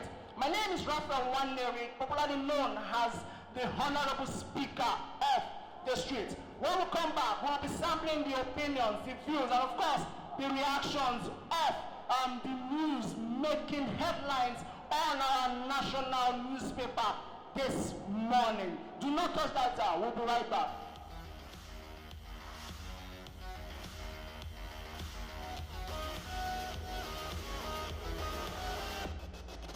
Welcome back. It's the Street Assembly. And quickly, let's quickly go to the Nation newspaper. Let's see the stories making headlines on this particular newspaper. It says more projects for Southeast. Buhari assures what we discussed by political leaders. All this news and many more you can find on the Nation news paper this morning. Okay, so sharply we're going to go to the state newspaper called The Pointer. The Pointer this morning says, I will increase government involvement in sports development, says the governor of the state, Okowa. This can be found on page 3 of the Pointer newspaper. Now let me go straight to Daily Sun. The Daily Sun says, Chibok Girls Saga, Jonathan versus Shettima, ex-president's book, work of fiction.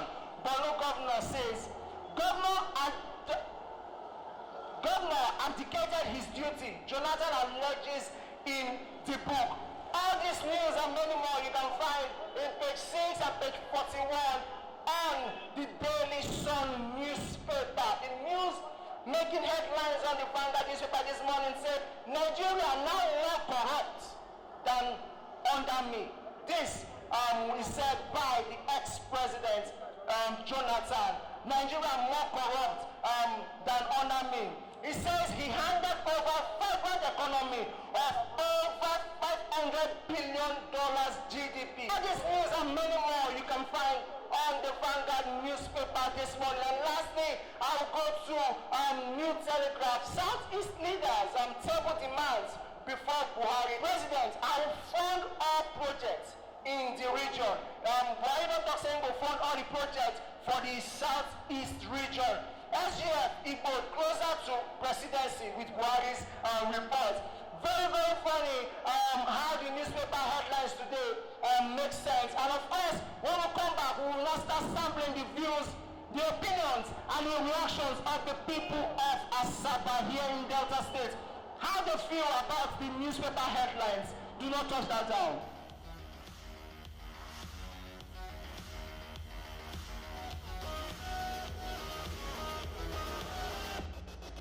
Alright, welcome back, distinguished viewers. It's still the Street Assembly. And as I said before, we still day here for Asaba, Minibisi Road, precisely near Ipuzo Junction. And I get with me two distinguished street representatives here for Minibisi Road. We want to talk as they heard on particularly Vanguard newspaper. Meet them. Good morning, sir. Morning. Can we meet you, sir? Yes, my name is Prudence. All right, Mr. Prudence. Good morning, sir. Yes, sir. Can we meet you, sir? My name is Ujo Uchud. All right, sir. Quickly, let's go to the Vanguard newspaper. It says Nigeria is now more corrupt than under me. You understand? That's Jonathan I'm talking. That Nigeria presently is more corrupt than when he was the president of this country. What's your take on this, sir? I don't believe that Nigeria is now more corrupt. Buhari is fighting war against corruption. So with his push forward, I believe Nigerians are now better than when we were under Goodluck Jonathan. So there is better moral behavior. Nigeria are not corrupt now than under Goodluck. They are not corrupt. That's my take on it. All right, Mr. Prudence, what's your own take on this particular header? Well, you know, from the headline here, Nigeria now more corrupt than under me. Does it mean Nigerians were corrupt before under him? Now Nigerians are more corrupt? Because let's ask some questions first before we now go further. Because from here, Nigeria now more corrupt under me, which means translated that Nigeria was corrupt before. Yeah. Now he's more corrupt. Okay. Is that what we are talking about here? Yeah, if he says, for example, you know, if you look at what he said he handed over a vibrant economy of over $500 billion GDP to the present president, President Muhammadu Buhari. You understand? Please, it is contradictory because this more corrupt is where I am hitting my because if you hand over this economy, this $500 billion GDP, and then Nigeria was corrupt before, which means Nigeria is seriously in trouble.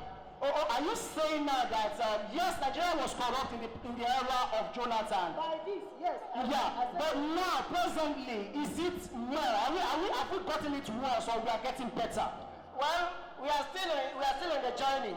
I cannot actually say we are more corrupt or we are less corrupt now. Okay, because from what he said now, he said the President Muhammadu Buhari is doing everything possible to see that we get to a better level.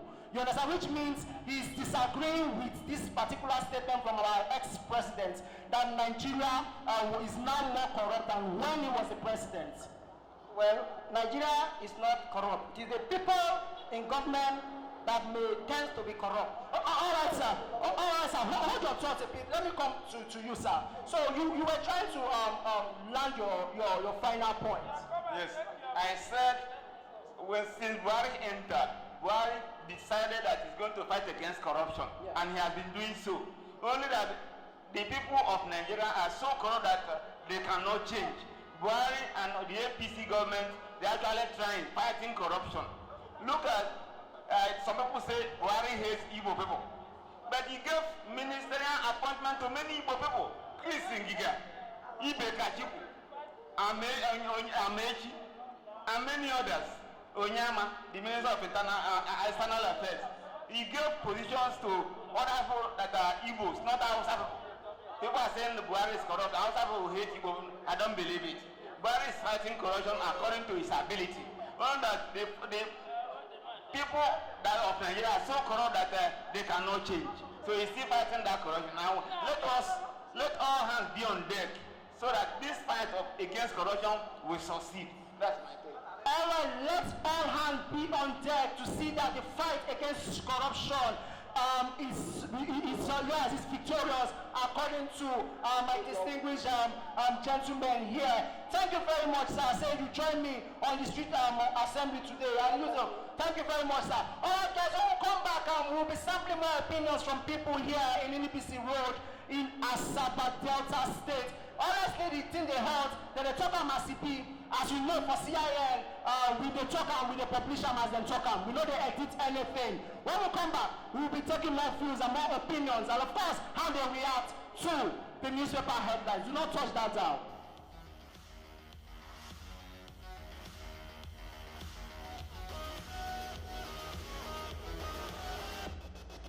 Welcome back, viewers. It's still the street assembly, and we still there in NBC Road here for Asaba, waiting near Ibuso Junction. All right, I got with me a fine distinguished street representative. We want to talk as they hold on the national dailies. Good morning, sir. Can we meet you, sir? Good morning, my dear.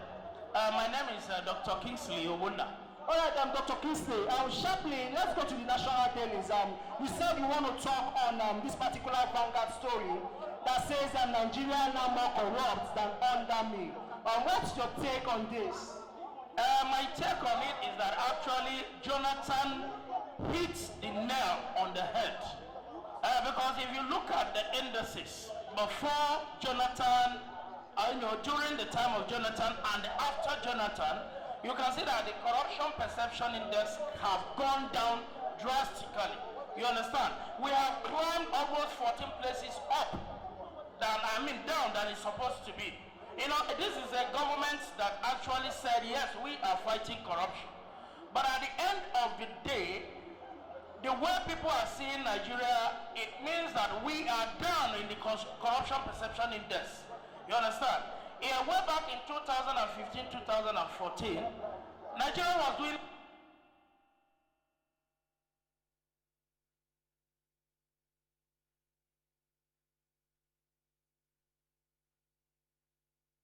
fine. We were just doing fine, but the way people were perceiving us and the PDP administration, they felt that things were not working. But with that same corruption, Nigeria was able to have an economy of almost $500 billion. Nigeria was able to have an economy that was #1 in Africa. Nigeria was growing at 6.something%, even with the same corruption. With the same corruption, administration of Jonathan was able to build 14 universities, build more than 168 Almajiri schools in the north. And with that same corruption, rice was okay. We were buying rice at 7,000. People were not suffering. I saw my first poverty in life in 2016 when Buhari entered. So when you're talking about corruption, it is more in this country. Imagine a government that is sitting and said they're fighting corruption, and you have a sitting secretary to the government of the federation using 200 million naira to cut grass. And that has not been, he has not been charged to cut. It is still in this same government that you see snakes swallowing money and all those things. What's your reaction to this statement as said by the former president of Nigeria, Dr. Ebele Jonathan, about Nigeria being corrupt, more corrupt than when he was the president? The former president has his own opinion on issues, and every individual has their opinions. My opinion is that I am saying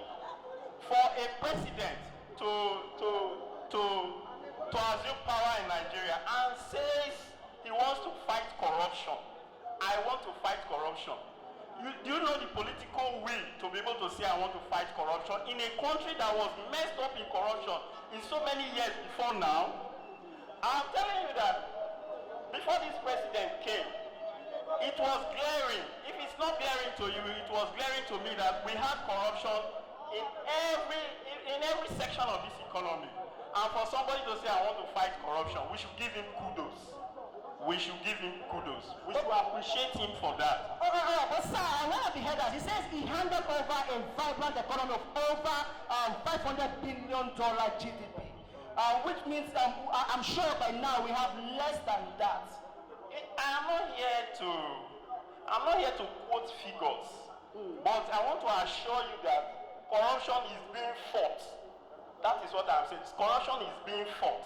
And we can see the indices. A senior advocate of Nigeria went to jail for aiding corruption. Senate president was being tried for so many months and so many years for corruption charges. What's it called? A governor went to jail. A senator went to jail. What else do you want? All right, thank you very much, Mr. Efe. Thank you very much, sir, for joining me on the street assembly today. All right, viewers, that's it. You've heard it from the people of Asaba in Delta State. They said it, they've given us how they've reacted, they've given us their own opinion, and of course, how they feel about the news making headlines, or that made headlines on our newspaper this morning. My name, you never change. Now, Raphael Wanderi, also known as the Honorable Speaker of the Street. Do not forget, for more of these videos, you can follow us on all social medias at CIN Ninja, or on our website at www.cinnigeria.com. Until I come your way next time, stay blessed, stay focused.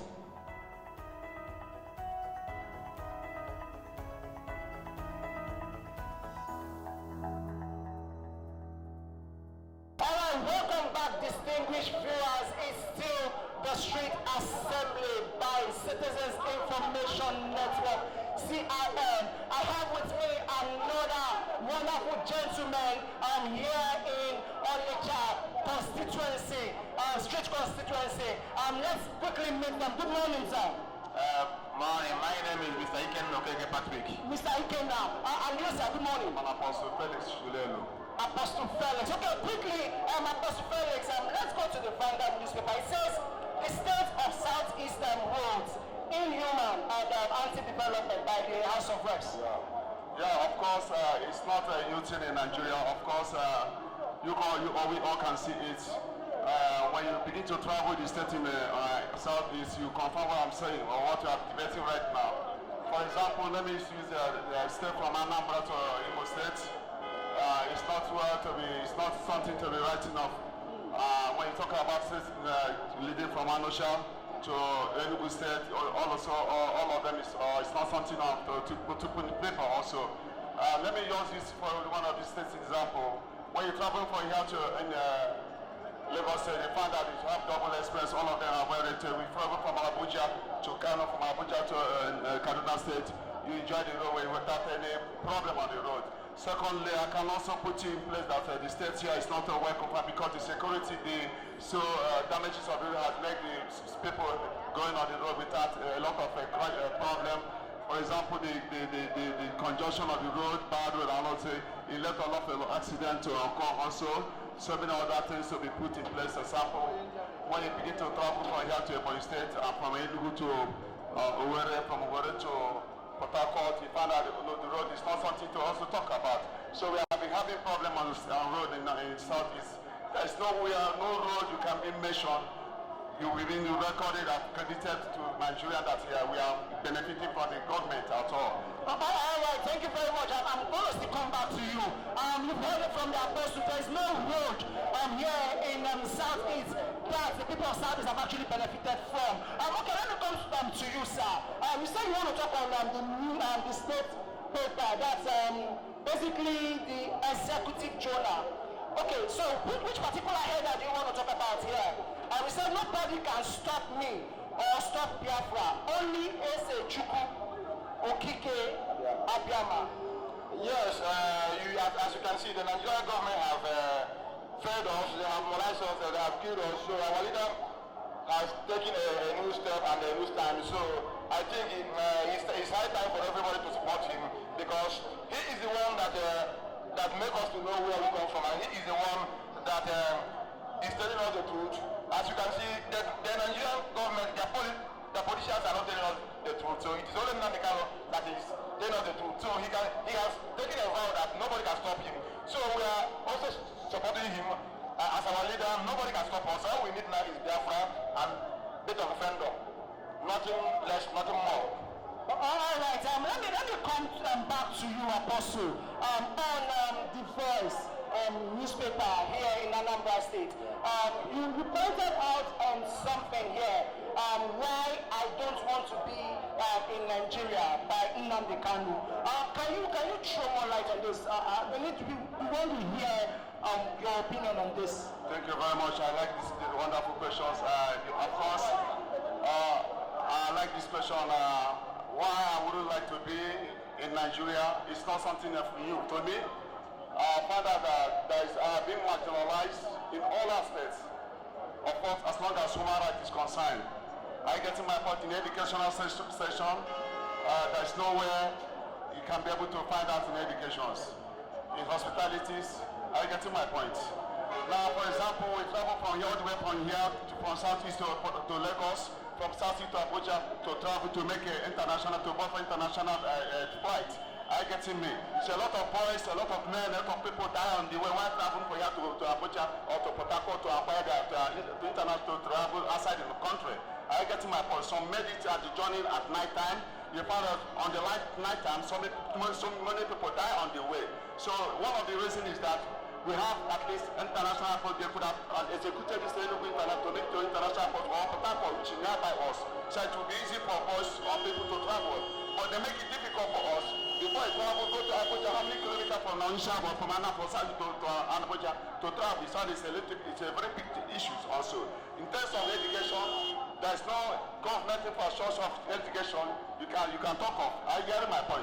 In hospitalities, there's nowhere. So in generally, there's no thing that there's no convincing thing that would make us to be in Nigeria, because we have been denied everything. I get to my point. They force us with God.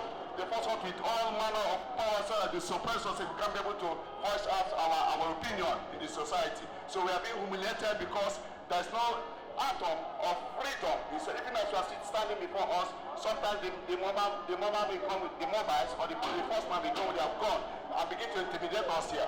I get to my point. All those is not civil. It's not civil at all. All right, all those things are not civil. You mentioned infrastructure.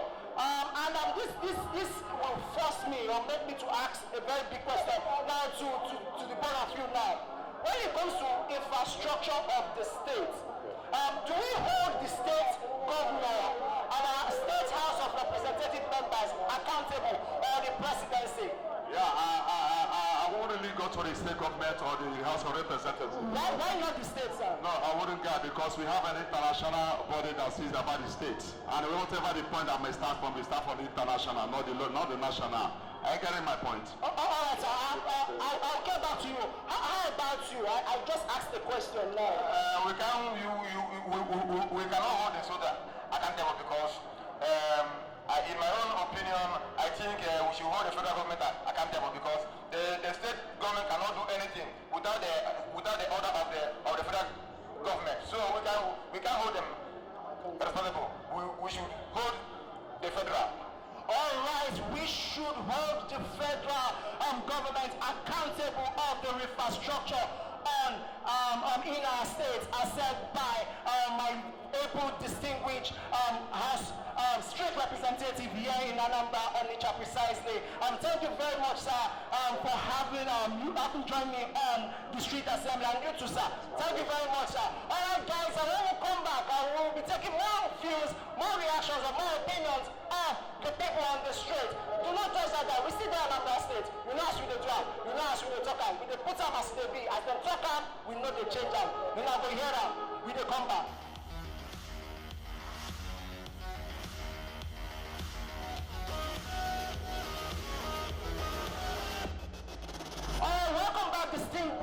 Ads, and we are still in the heartbeat of Anambra State, Onitsha precisely. Good morning, sir. Can we meet you, sir? Sir, good morning, sir. My name is Onyekachi. Mr. Onyekachi, and you, sir, what's your name, sir? My name is Mr. Okuchukwu Son. Mr. Okuchukwu. All right, quickly, let's go to the Vanguard newspaper. It says, State of Southeast Road, inhuman, anti-development. What's your take on this, sir? Yes, the state of Southeast State, main the road, in fact, is very terrible. What we are seeing in this very southeast of the country, Nigeria, is very, very dangerous to us. That is why we are calling for the intervention of the world to come to intervene to this part of the world. We are seeing here in this present southeast Nigeria about the road. All right, sir. How about you, sir? What's your take on this? So, Southeast Road is not regard. All the whole Southeast is not regard at all. They are not involved in one Nigeria. That's what I'm saying. So we need intervention seriously from now. That's what I'm saying. They are not regarded as a Nigeria. All right, guys. It's been the same agitation here from the people of Anambra State here in Onitsha Street constituency. The state of their road has been in a state of deplorable state. It's not a road that you really want to ply. And they've been calling on both the federal government and the international bodies to see what they can do to bring this, to secure or bring the whole situation to arrest. My name is Raphael Waneri, like I always say, the Honorable Speaker of the Street.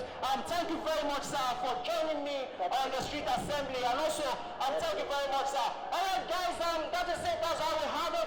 You know how we do drum. That today we will call them a quit here for the Onitsha, precisely the Onitsha State or Street constituency. You can follow us on our social media at CIN Nigeria, and also on our website www.cinnigeria.com.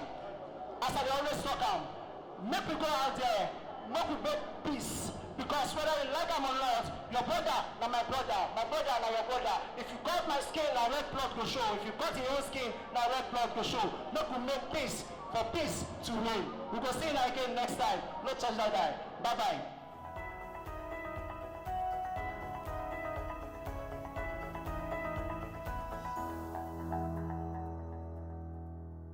Welcome back, distinguished viewers. It's still the Street Assembly by Citizens Information Network, CIN. I have with me another wonderful gentleman here in Onitsha constituency, Street constituency. Let's quickly meet them. Good morning, sir. Morning. My name is Mr. Ikenna Okeke Patrick. Mr. Ikenna, and you, sir, good morning. I'm Apostle Felix Julelu. Apostle Felix. Okay, quickly, Apostle Felix, let's go to the Vanguard newspaper. It says, the state of Southeastern roads, inhuman and anti-development by the House of Reps. Yeah, of course, it's not a new thing in Nigeria. Of course, we all can see it. When you begin to travel the state in the Southeast, you confirm what I'm saying or what you are debating right now. For example, let me use the state from Anambra to Imo State. It's not something to be writing off. When you talk about states leading from Anosha to Enugu State, all of them it's not something to put in paper also. Let me use this for one of the states example. When you travel from here to Lagos State, you find that you have double express, all of them are well rated. We travel from Abuja to Kano, from Abuja to Kaduna State, you enjoy the roadway without any problem on the road. Secondly, I can also put in place that the state here is not well confined because the security, damages of the road has made the people going on the road without a lot of problem. For example, the congestion of the road, bad road, and also it led a lot of accidents to occur also. So many other things to be put in place. Example, when you begin to travel from here to Ebonyi State and from Enugu to Owerri, from Owerri to Port Harcourt, you find that the road is not something to also talk about. So we have been having problems on road in Southeast. There is no road you can be mentioned. We've been recorded and credited to Nigeria that we are benefiting from the government at all. All right, thank you very much. I'm going to come back to you. You've heard it from the apostle. There's no road here in Southeast that the people of Southeast have actually benefited from. Okay, let me come to you, sir. You said you want to talk on the state paper. That's basically the executive journal. Okay, so which particular header do you want to talk about here? We said nobody can stop me or stop Biafra. Only Ese Chukwu Okike Agama. Yes, as you can see, the Nigerian government have failed us, they have molested us, they have killed us. So our leader has taken a new step and a new stand. So I think it's high time for everybody to support him, because he is the one that makes us to know where we come from, and he is the one that is telling us the truth. As you can see, the Nigerian government, their politicians are not telling us the truth. So it is only Nnamdi Kanu that is telling us the truth. So he has taken a vow that nobody can stop him. So we are also supporting him as our leader. Nobody can stop us. All we need now is Biafra and bit of offender. Nothing less, nothing more. All right, let me come back to you, Apostle, on the Voice newspaper here in Anambra State. You pointed out on something here, why I don't want to be in Nigeria by Nnamdi Kanu. Can you throw more light on this? We want to hear your opinion on this. Thank you very much. I like these wonderful questions. Of course, I like this question. Why I wouldn't like to be in Nigeria, it's not something new to me. I find out that I have been marginalized in all aspects. Of course, as long as human rights is concerned. I get to my point in the educational session, there's nowhere you can be able to find out in educations. In hospitalities, I get to my point. Now, for example, we travel from here all the way from Southeast to Lagos, from Southeast to Abuja, to travel to make an international flight. Are you getting me? So a lot of boys, a lot of men, a lot of people die on the way while traveling from here to Abuja or to Port Harcourt to Akwa to international travel outside the country. Are you getting my point? Some made it at the journey at night time. You find out on the night time, so many people die on the way. So one of the reasons is that we have at least international airport. They could have executed this to make to international airport or Port Harcourt, which is nearby us. So it will be easy for us or people to travel. But they make it difficult for us. Before I travel, go to Abuja, how many kilometers from Naonisha or from Anaposa to Abuja to travel? So it's a very big issue also. In terms of education, there's no government infrastructure of education you can talk of. I get my point. In hospitalities, there's nowhere. So in general, there's no thing that there's no convincing thing that would make us to be in Nigeria, because we are being denied everything. I get my point. They force us with God. They force us with all manner of power so that they suppress us and we can't be able to voice out our opinion in the society. So we are being humiliated because there's no atom of freedom. Even as you are standing before us, sometimes the moment we come with the mobiles or the first man we come with their gun and begin to intimidate us here. Are you getting my point? All those is not civil. It's not civil at all. All right, all those things are not civil. You mentioned infrastructure. And this will force me or make me to ask a very big question now to the both of you now. When it comes to infrastructure of the state, do we hold the state governor, our state house of representative members accountable, or the presidency? Yeah, I wouldn't really go to the state government or the House of Representatives. Why not the state, sir? No, I wouldn't go because we have an international body that sees about the state. And whatever the point that may start from the international, not the national. Are you getting my point? All right, sir. I'll get back to you. How about you? I just asked the question now. We cannot hold the soldier accountable because in my own opinion, I think we should hold the federal government accountable because the state government cannot do anything without the order of the federal government. So we can hold them responsible. We should hold the federal. All right, we should hold the federal government accountable of the infrastructure on in our state are said by my able, distinguished House street representative here in Anambra, Onitsha precisely. Thank you very much, sir, for having joined me on the street assembly, and you too, sir. Thank you very much, sir. All right, guys, and when we come back, we'll be taking more views, more reactions, and more opinions of the people on the street. Do not touch that. We still there in Anambra State. We know as we do am. We know as we talk am. We dey put am as they be. As them talk am, we know they change am. We now go hear am. We dey come back.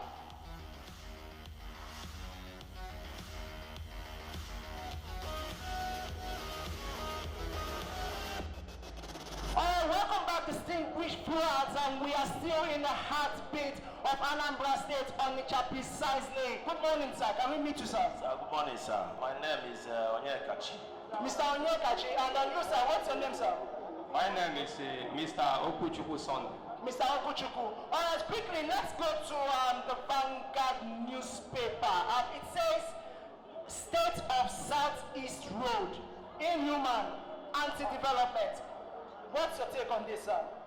Yes, the state of Southeast State, Mendy Road, in fact, is very terrible.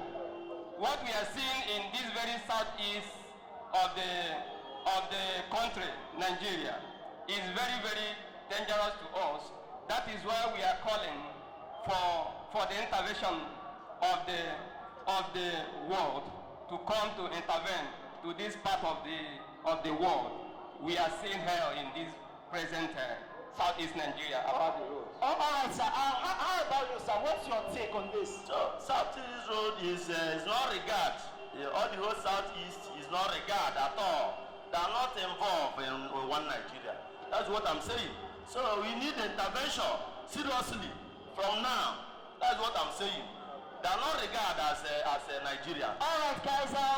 It's been the same agitation here from the people of Anambra State here in Onitsha Street constituency. The state of their road has been in a state of deplorable state. It's not a road that you really want to ply. And they've been calling on both the federal government and the international bodies to see what they can do to bring this, to secure or bring the whole situation to arrest. My name is Raphael Waneri, like I always say, the Honorable Speaker of the street. Thank you very much, sir, for joining me on the street assembly. And also, thank you very much, sir. All right, guys, that is it. That's how we have it. You know how we do drum.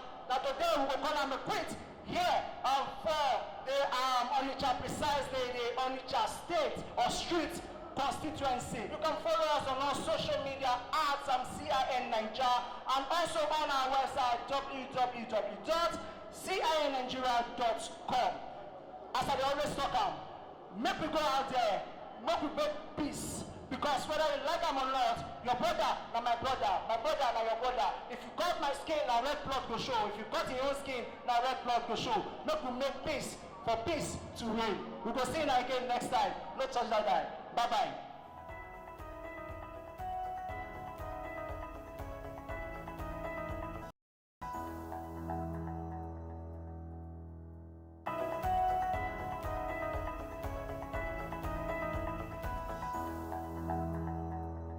Good day, distinguished viewers. Welcome to another wonderful episode of The Street Assembly, brought to you by Citizens Information Network.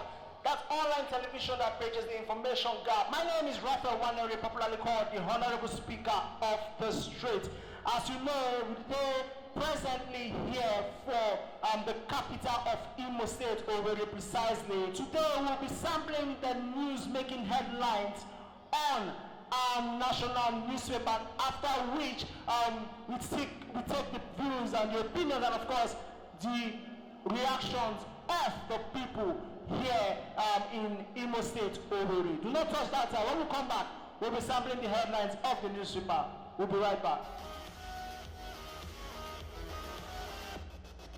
Welcome back, distinguished viewers. It's still the Street Assembly. Quickly, let's go to the news that made headlines on our newspapers this morning. We're looking at Saturday Sun. It says there's plots to destabilize Rivers and Wike alleges 800 guns being planted in the state. It's a business allegation, says by NPC. Governor Wike orders probe from Port Harcourt building collapse. Also on the Saturday Sun, you can see federal government's dilemma on Atiku. We want to prosecute him for graft, but no evidence to nail him, says PACAC chair Isse Shagi. Ex-vice president now vindicated by PDP. All this and many more can be found on the Saturday Sun. Quickly, let me go to the Saturday, the Nation newspaper on Saturday. The Nation newspaper says federal government plots to plant 800 guns in River State. Wike alleges. Why not dumped Jonathan in 2015? This news can be found in page 40 and page 5 respectively. When we come back, we'll be sampling the views, the opinion, and of course how the people of Owerri will react to this particular headlines that made way into our newspaper this morning. Stay tuned, we'll be right back. Welcome back. It's still the Street Assembly, brought to you by Citizens Information Network. I have with me a fine distinguished street representative. Let me meet you, sir. Good day. Yes, sir. My name is Godwin Machuku. Can we meet you, sir? Yeah, my name is Prince. All right, friend. Quickly, let's go to Saturday Sun. It says federal government's dilemma on Atiku. We want to prosecute him for graft, but no evidence to nail him, says PACAC chair. It says ex-vice president now vindicated by PDP, says PDP. What's your reaction to this, sir? See, Atiku from time have been a good citizen of this country. Now he wanted to come over as a president of this nation under PDP aspirant, and seeing the economic depression of this nation, the whole Nigeria just doesn't want to vote him. He's a good man. Atiku is a good man, and they want to work with the youth. Now, the present government doesn't recognize the youth. Neither do they give jobs to the youth. Now, since the youth have found that Atiku can help them in many things, they want to bring out their heart to follow Atiku. Besides that, Atiku is not looking for this country's money. He has got money. He wants to develop the youth. He wants to develop the nation. He wants to appropriate every industrial aspect in this nation, that the poor and needy will not go into frustration. And that's why when you come out, when the government, federal government, so that he has come out and people are after him to push him as the presidency, they start to plan against him. Wike has continued to allege that the federal government is bent on destabilizing River State under his care. So what I'm suggesting is that the other time he will allege that federal government is sustaining them when it comes to federal allocation. I think you see, I don't know what the problem this man has with River State. Is it because Wike is not a member of APC? I think as a federal government, I think like our president, I think he's the president of Nigeria and not the president of APC. I think I'm saying, so it is high time federal government stop playing party politics. They should endeavor to, develop Nigeria as Nigeria, and not developing this part of the state because favoring one governor at the expense of other governors, because these people are not of APC, these people are of PDP. Yeah, but sir, going by this, is this not a very expensive allegation? Yes, so Wike is a lawyer. For Wike to have come up, and from what he says, he said somebody who was privy to this plot during the NAFNEC meeting came to reveal this report to him. So for him to have come up with this allegation, I think they have to look into this allegation It's a very expensive one. And I know somebody of Wike status will not just come up and start making spurious allegations. And I think there's something in it. Something happened when, during the election, when Wike was shouting that the federal, this SAS commandant was trying to do something silly in River State. At the end of it all, you know that there were atom of truth in it. I think they have to look into it. All right, they have to look into it. Thank you very much, sir, for joining me on the street assembly today. Thank you, distinguished viewers. You've heard it. And when we come back, we'll be sampling opinions of other distinguished street representatives here in Owerri, in Imo State. Do not touch that dial. We'll be right back.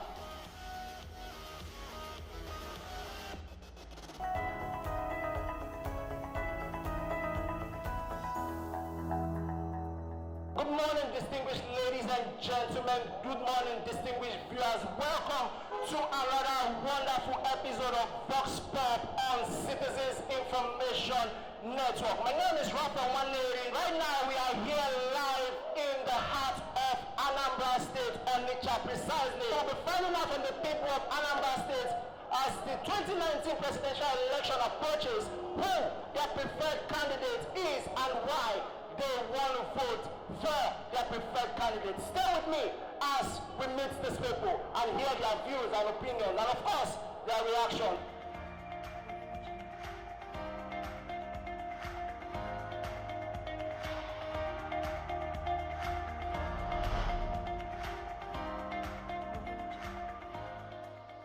Good morning, sir. Good morning. Sir, as the 2019 election don't come, we'll find out who your preferred presidential candidates will be and why. All right, everything is very clear. We from the southeast, we the Igbos, we believe in Atiku P2B candidacy. Why, sir? Because they will bring restructuring to Nigeria, they will bring change.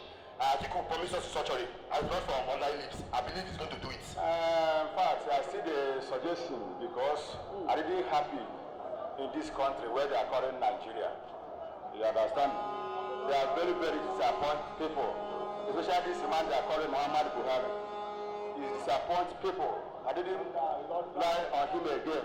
Okay, sir, who is your preferred presidential candidate? Well, I can say that I can manage the article, but it's there.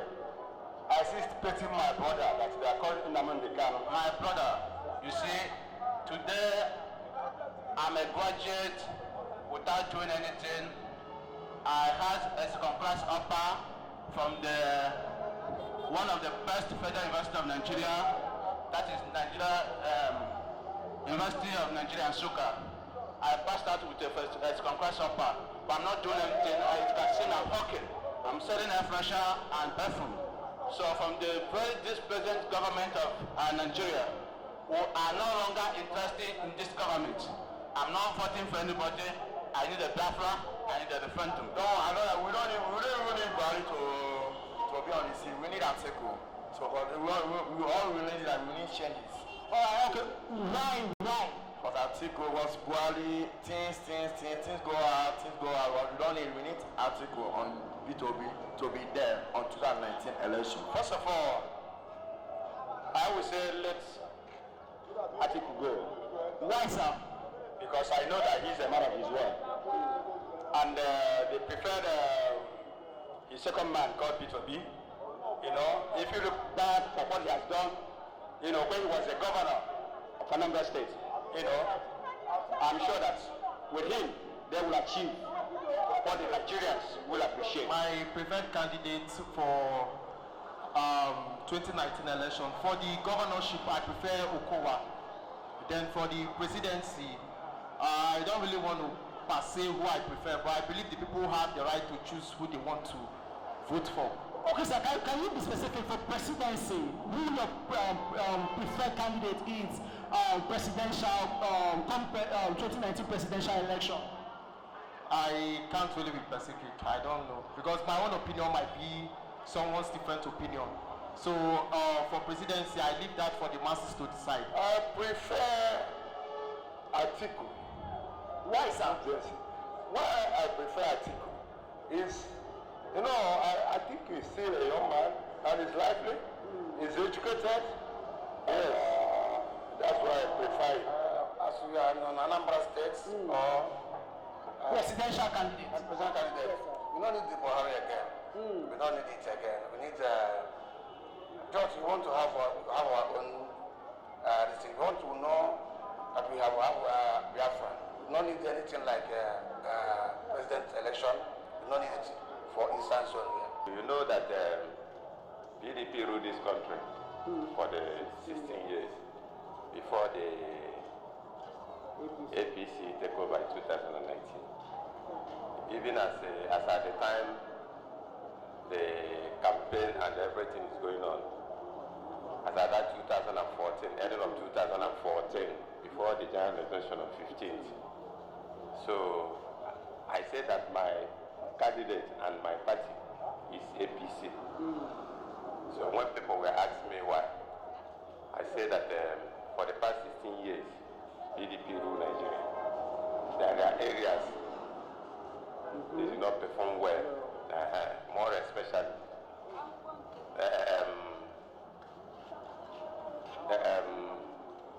the money the country generated in the oil sector, PDP did not use it well. Okay, sir, as 2019 approaches now, who is your preferred candidate now? That is what I'm saying. So now, now APC have taken over, and all the promises they give us, they failed. They failed. But there are some areas they did well. But in terms of less privilege, they did not put their interest, because it is the electorate that voted them in, but they did not meet their demand. So I prefer PDP to take over from them. Why, sir? Because that type PDP is ruling. The type of hungry that is in Nigeria is not like that. I like Atiku and Peter Obi. Why, sir? This country, bad now. Buhari, they kill us. We don't need Buhari again. We need Atiku and Peter Obi. Make them be the president of Nigeria. We cannot do the vote for our own strength, but only God go know the person where we go vote for. I don't have any preferred candidates. With reason. Okay, why, sir? I'm not happy. What is going on in this country? I'm not happy. So you mean you're not going to vote come 2019? Honestly, I will not. For me, I prefer Atiku and Obi Seko. Why? Because we want this purely administration. We never take it for once. It just change everything. So situation, everything change. For we wait there for long like this. We know everything. No day as it did before. I will vote for Peter Obi. Okay, that's Peter Obi na Atiku running mate. Yes, sir. Why, ma? Because I need a good governor. I need a good government. I need a good president. Mama, you see, our youth is suffering there, and our youth is suffering since you everybody enter. See, my own mind is I want to go to Atiku. Why, sir? I hope say if I to get enter, everything go there alright. I don't want vote for anybody. Why? No election. I don't want any election. Look at how I'm sweating like a Christmas goat. Because of this, our condition of Nigeria, I don't need any election anymore. I need freedom from these people that call themselves the leaders. Me, I don't people for because me, I don't tap for what Buhari did. So who do you want vote for? Me, I don't vote. Even I don't say I don't need the election. What I need are that freedom what they collect for us now. We need peace. We need one love. Because it's kind of what happened for the Nigeria state don't tie me. Nigeria don't scatter.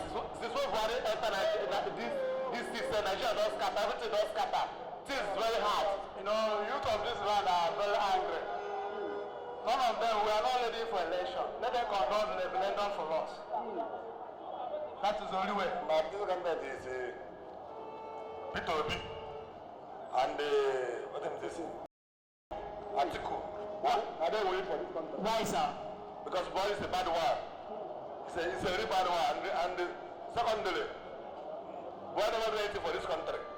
If he's been the door for law, even this small land,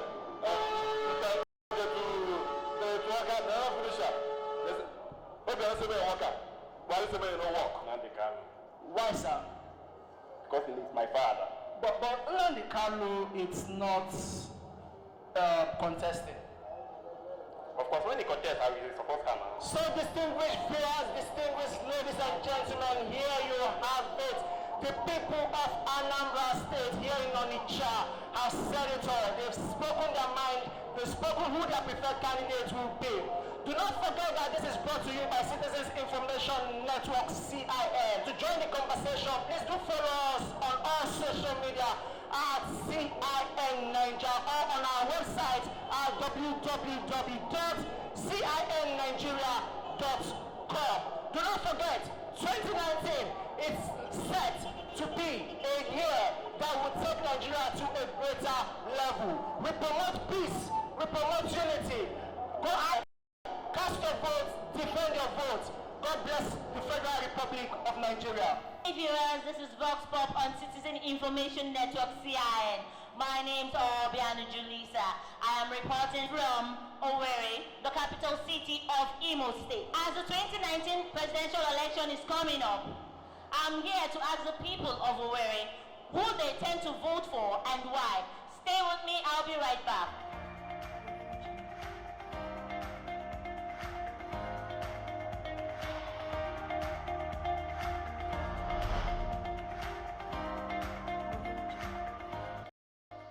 Concerning this 2019 presidential election coming up soon, who do you tend to vote for? As long as the Nigeria election is concerned, currently I'm not impressed and motivated to go out there to cast my vote any longer. Why? I've lost confidence in the country. Nothing is working, nothing is moving. Even the so-called votes that have been casted before now, that we, the youths, are being taken for granted. So there is no need, there is no joy going out there to exercise my franchise anymore. Well, probably the election will come up on 16th February for presidential. Well, for now, I'm a member of APC. And our party's candidate. Okay. So why are you voting for him? Well, I would say continuity. I know he may not have done well in certain areas, but in some areas he has done well. And we expect that to improve on what he has done so far. Considering the situation in Nigeria today, I intend to vote for Atiku. Why, sir? I feel Atiku is younger. Atiku, in fact, I feel Atiku should be better than Buhari. Because Buhari is aged.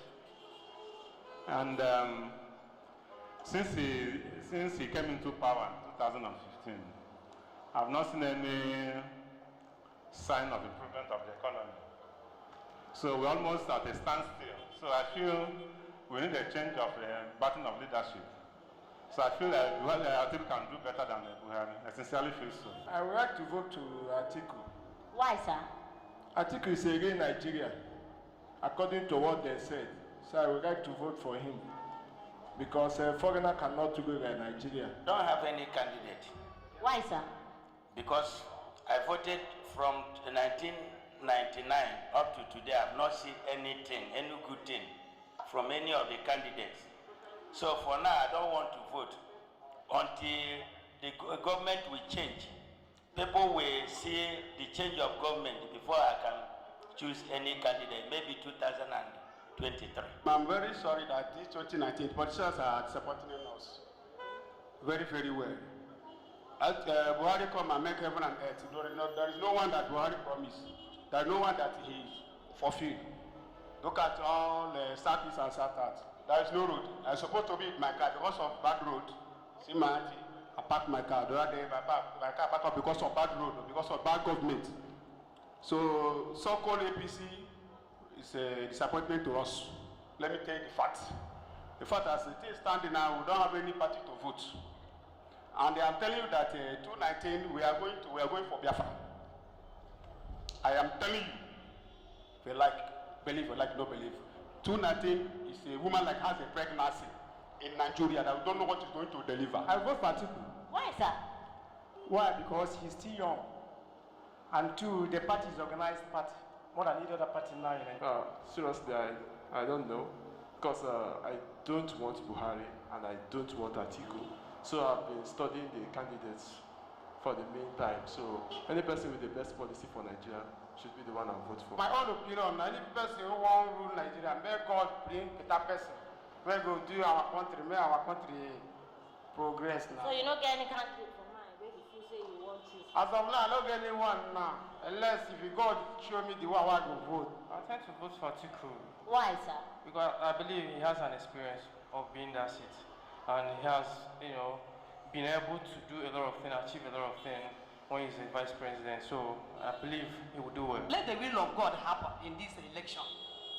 We need anybody God put that place. We can't pretend say it's this person.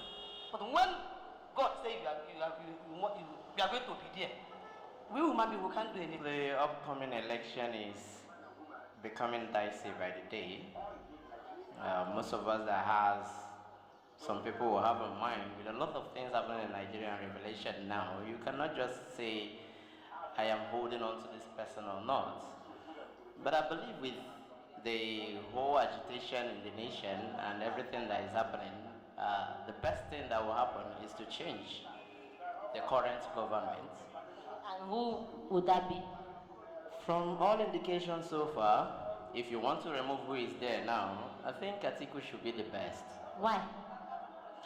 Given the fact that apart from the existing government, it is one person personally, for my own reasons, which I will not tell you, I can trust, and then the other aspect of the fact being an Igbo man who has someone who he has picked as his running mate, so call it a sympathy vote or whatsoever, but at least I think he can get a lot of votes. That is, if we succeed in having a vote in 2019. I intend to vote for somebody who is better than the current president of the country.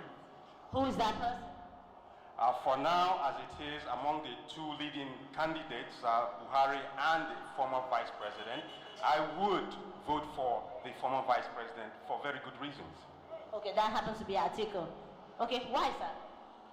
Because so far, Nigerians have been failed over and over again since Buhari assumed office. And as it is right now, the man is not focused on issues. He seems to be absent-minded on issues. He seems to be very, very distant from the facts and figures concerning good governance in the country. And most of the times, he's talking about not knowing when the Inspector General of Police is supposed to be obeying his orders, and the man is busy lodging in a hotel somewhere else. Who I need to vote is the person of my own choice. Politics is all about personal interests. My interest goes to President Muhammadu Buhari because why? Yeah, because I believe that after President Muhammadu Buhari, he said that Igbo man will have a chance to be a president of this country. To be frank and honest with you, I don't have any candidate because all of them, they have disappointed us. So that day, instead of me to go and vote, it's better I sleep. I don't have anybody to vote for. I'm not voting for anybody. As it stands now, because of things that is happening now, everybody is still at stake. For my own opinion, I don't have any candidate right now to vote for. I'm still just watching everything to see how everything is going to be. From with time, then we'll know who to vote for. But for now, I don't have any candidate. As for me, on my own mind, I want to vote for the right person that can move us in a higher level. Because the politicians that we see now, not the politicians that we see before. Okay, so who do you think is the right person? Actually, I will not say this is the right person or not the other person. What I said is this. If at all God knows the best, let him indicate that person to come out. I don't feel like voting for anybody. Why, sir? Because they promise us and they fail. They don't keep to their promises. After voting for them, they keep on doing what we don't expect from them. Their children will be at overseas, going to a bigger school, making fine here, we the poor masses will be suffering. Even for our children to go to school, we will not be able to send them to school. My sister, we can vote anybody if Nigeria can amend something, because the problem is not the owner of the vote or it's not the president. The problem, how to amend how the poor masses will eat. That's where the problem of Nigeria is. People just are running around. It's not president issue, the problem. Even though they change president, as far as they never amend that particular place. Good day, viewers. This is Vox Pop on Citizen Information Network CIN. My name is Obianu Julisa. As the 2019 presidential election approaches, we are here in Edo State to find out from people who they intend to vote and why. Stay with me, I'll be right back.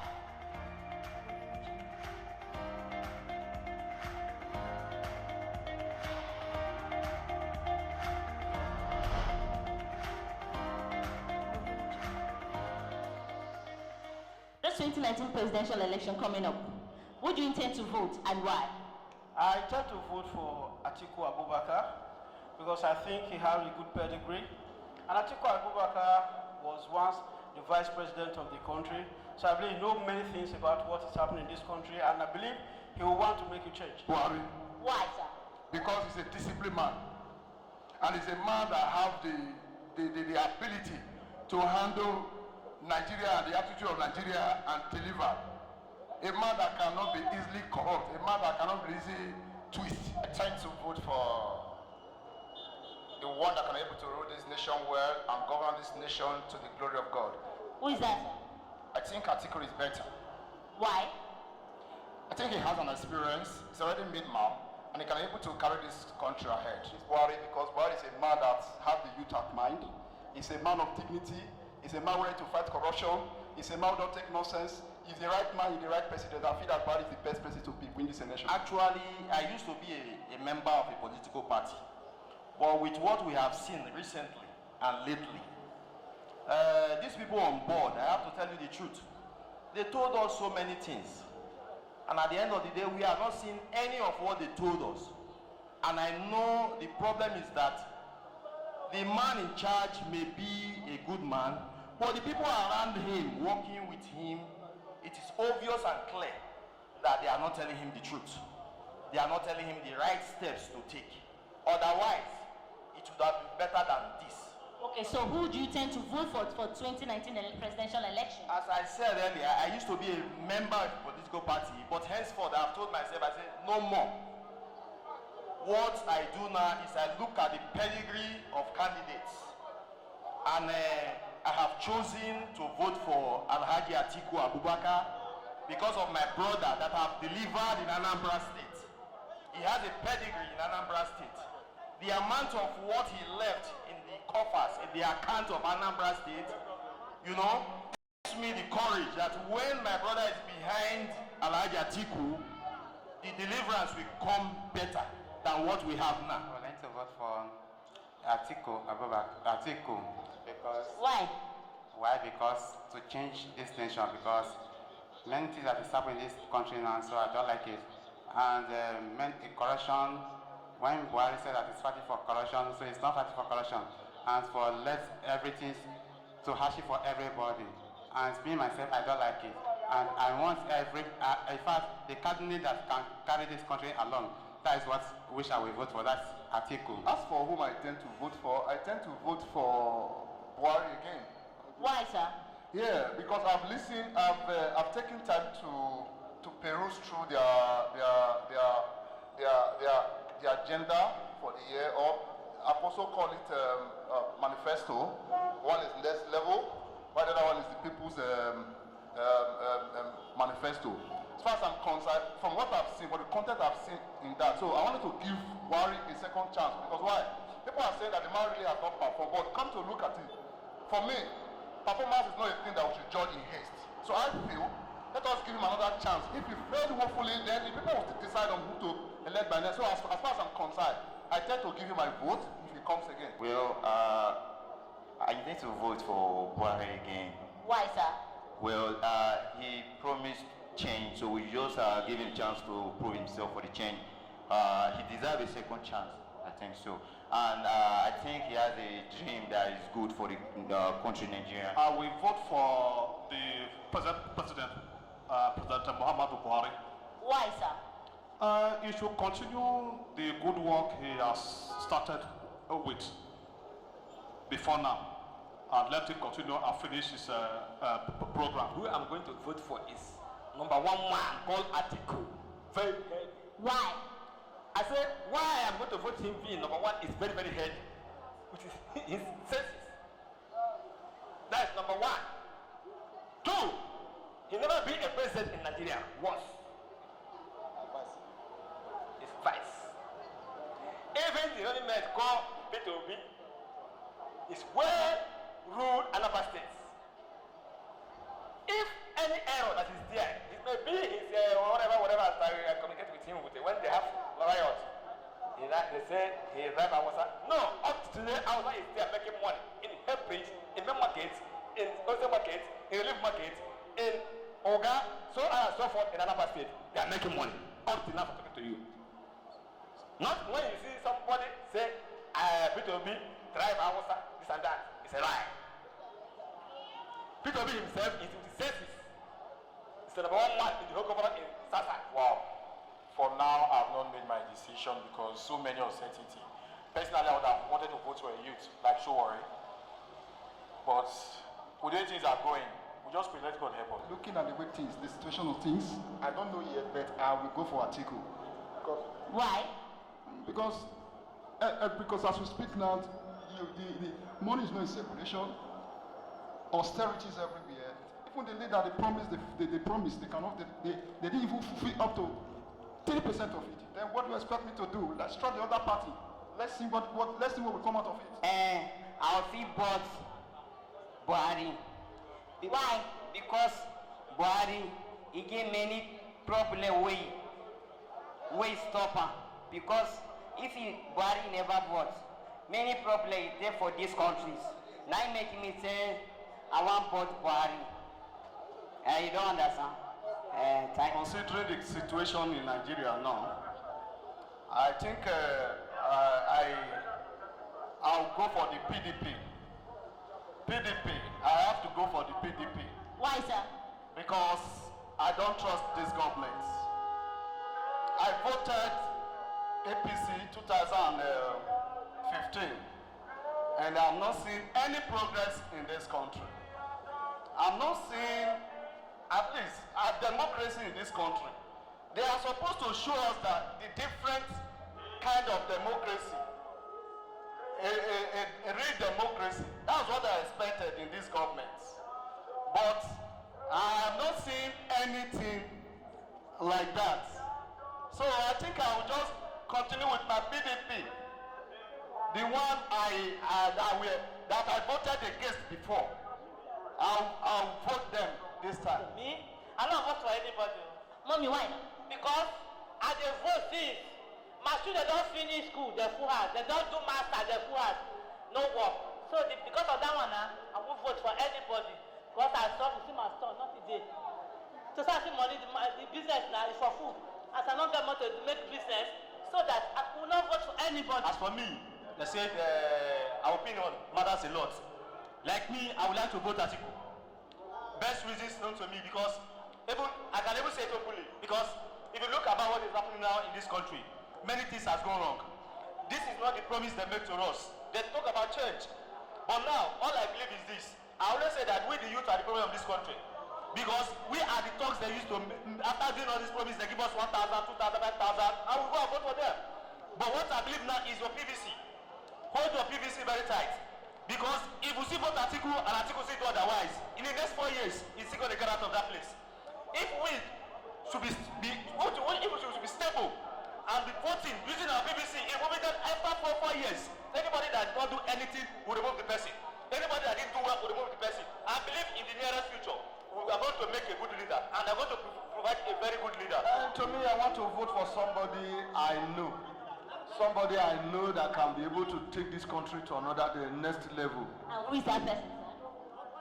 To be frank and sincere, if you look at the candidates, we only have, not that we have more than 2 of them, but let's say we have just 2 compared to the rest. You understand? That can really stand this era we are now. Buhari of the APC and Atiku of PDP. To me, I've not seen anything.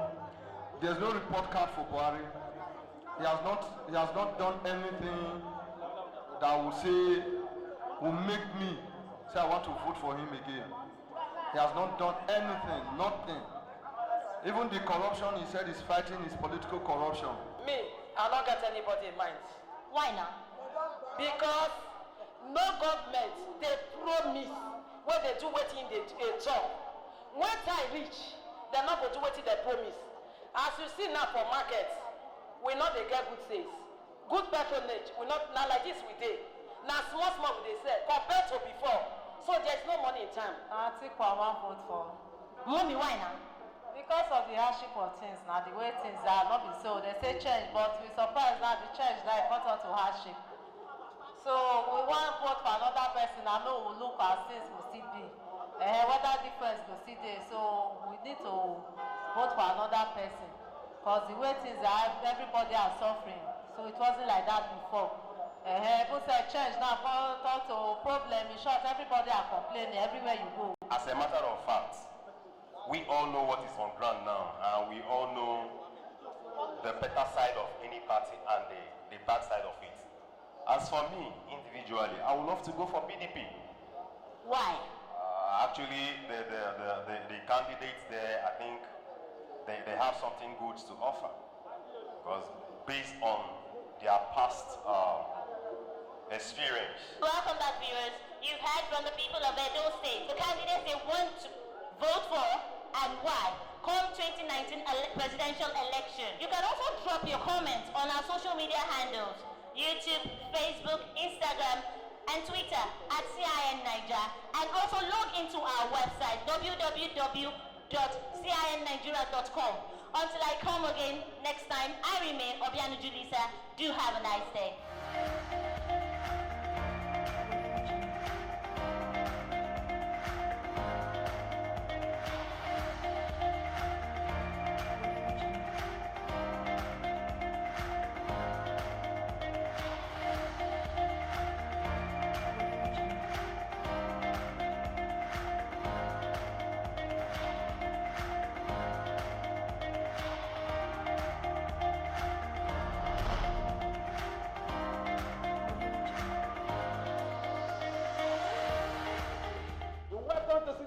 Information Network, CIN. 2019 election is approaching, and we are live here at the capital city of Kwara State, which happens to be the beautiful town of Ilori, to get the reactions and predictions of Nigerians as to who they will vote, who will be their choice candidates for different and various positions across the country come 2019. My name is Akororo Henry Akbos, and you're watching Citizen Information Network.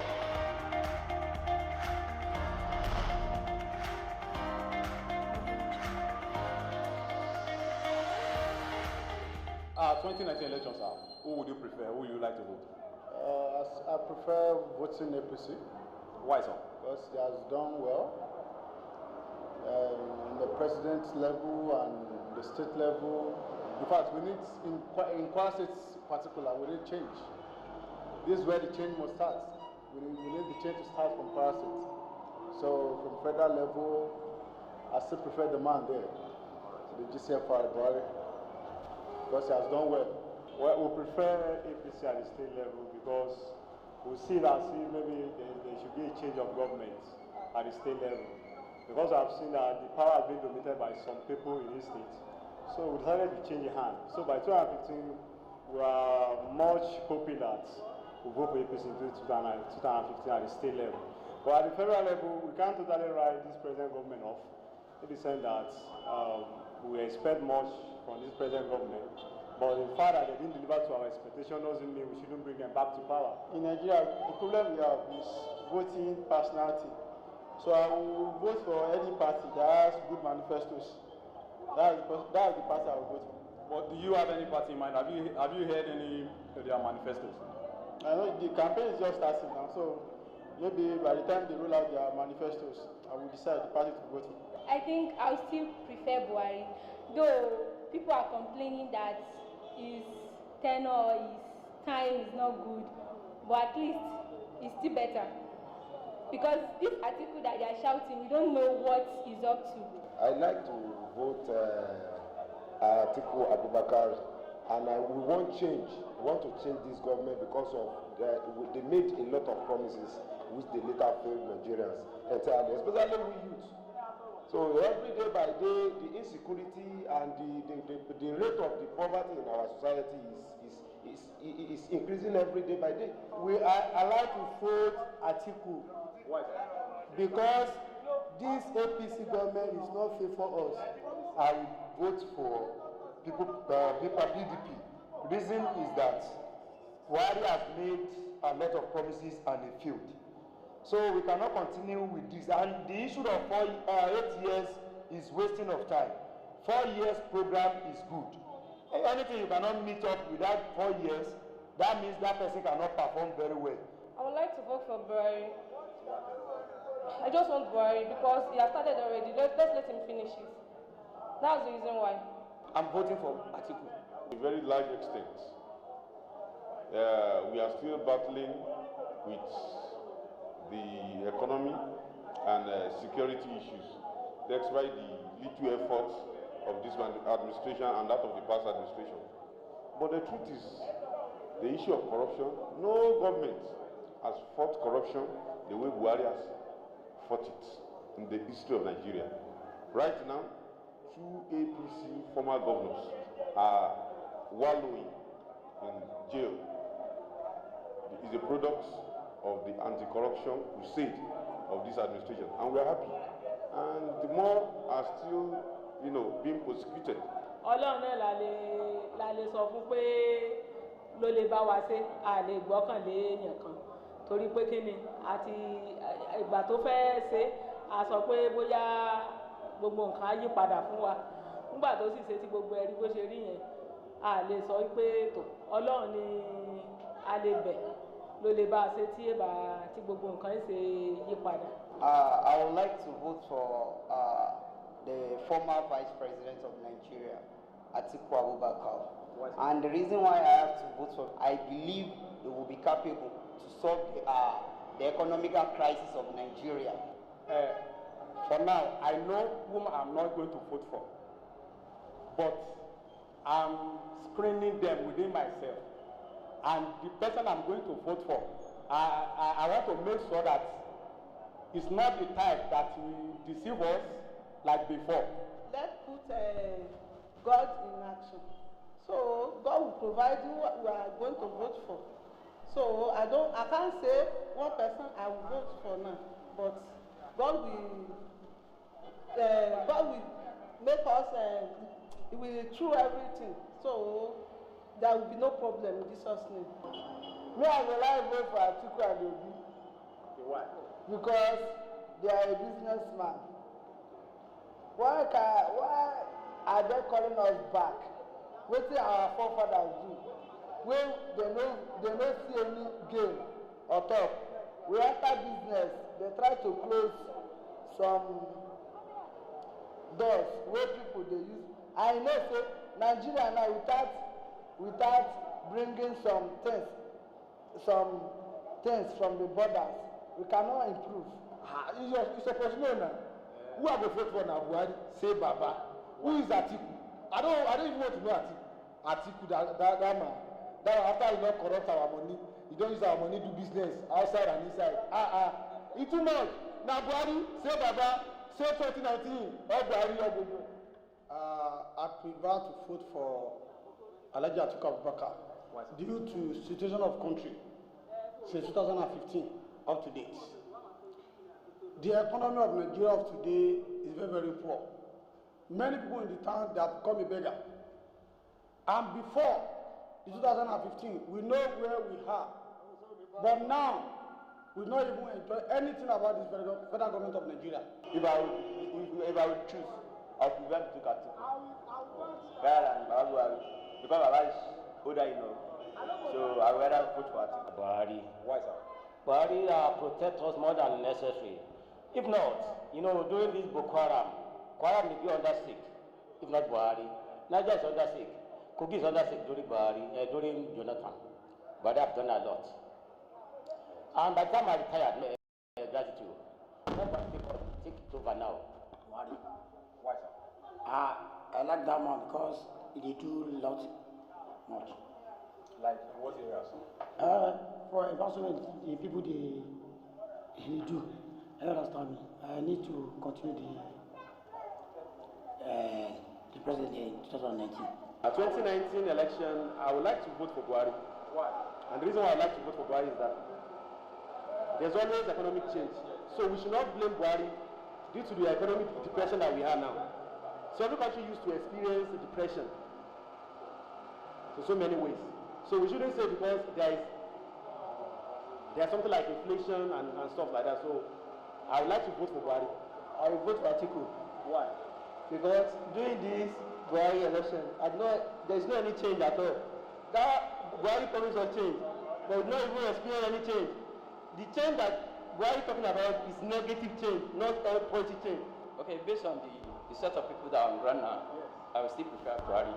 Why? The reason being that all these people that are contesting against him, except Sowori and one other guy that I can't remember his name now, all these people that are probably complaining now that the country is not well, they've been part of the system.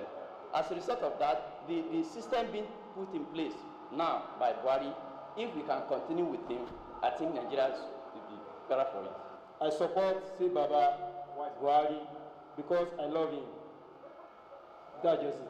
I would like to vote for Buhari, although I don't like politics, but I like continuity. I like Buhari and I want continuity. I like to vote for Atiku. Why? Because anyway, I've not experienced the party before, so that I would love to vote for Atiku. Actually, from history that I hear about Atiku, you can spend, but Buhari is like always fight for corruption. So Atiku is not after corruption. So I love to vote for Atiku.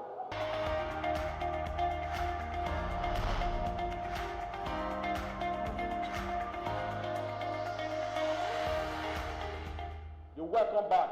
You've heard it all from the people here in Ilorin, the capital of Kwara State. 2019 election is actually around the corner. We would like to also hear from you what you think about this issue. So to do that, drop your comments on our social media handles for Facebook, Instagram, and Twitter at CIN Niger. Subscribe to our YouTube channel at CIN Niger or log on to our website at www.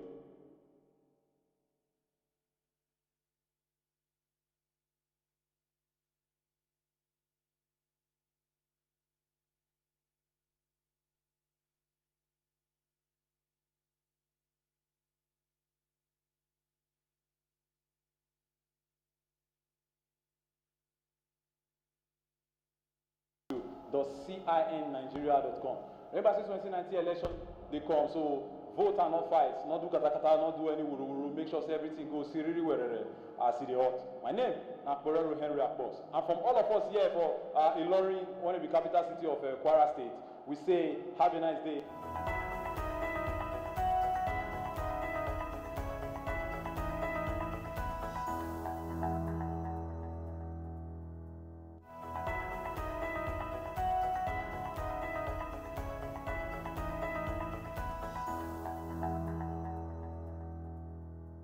Still in Kebbi State, we are at the famous Agungu local government, Agungu town to be precise. Well, for those who don't know, Agungu is the famous town that actually holds a 4-day festival, the Agungu Fishing and Dancing Festival that is held annually.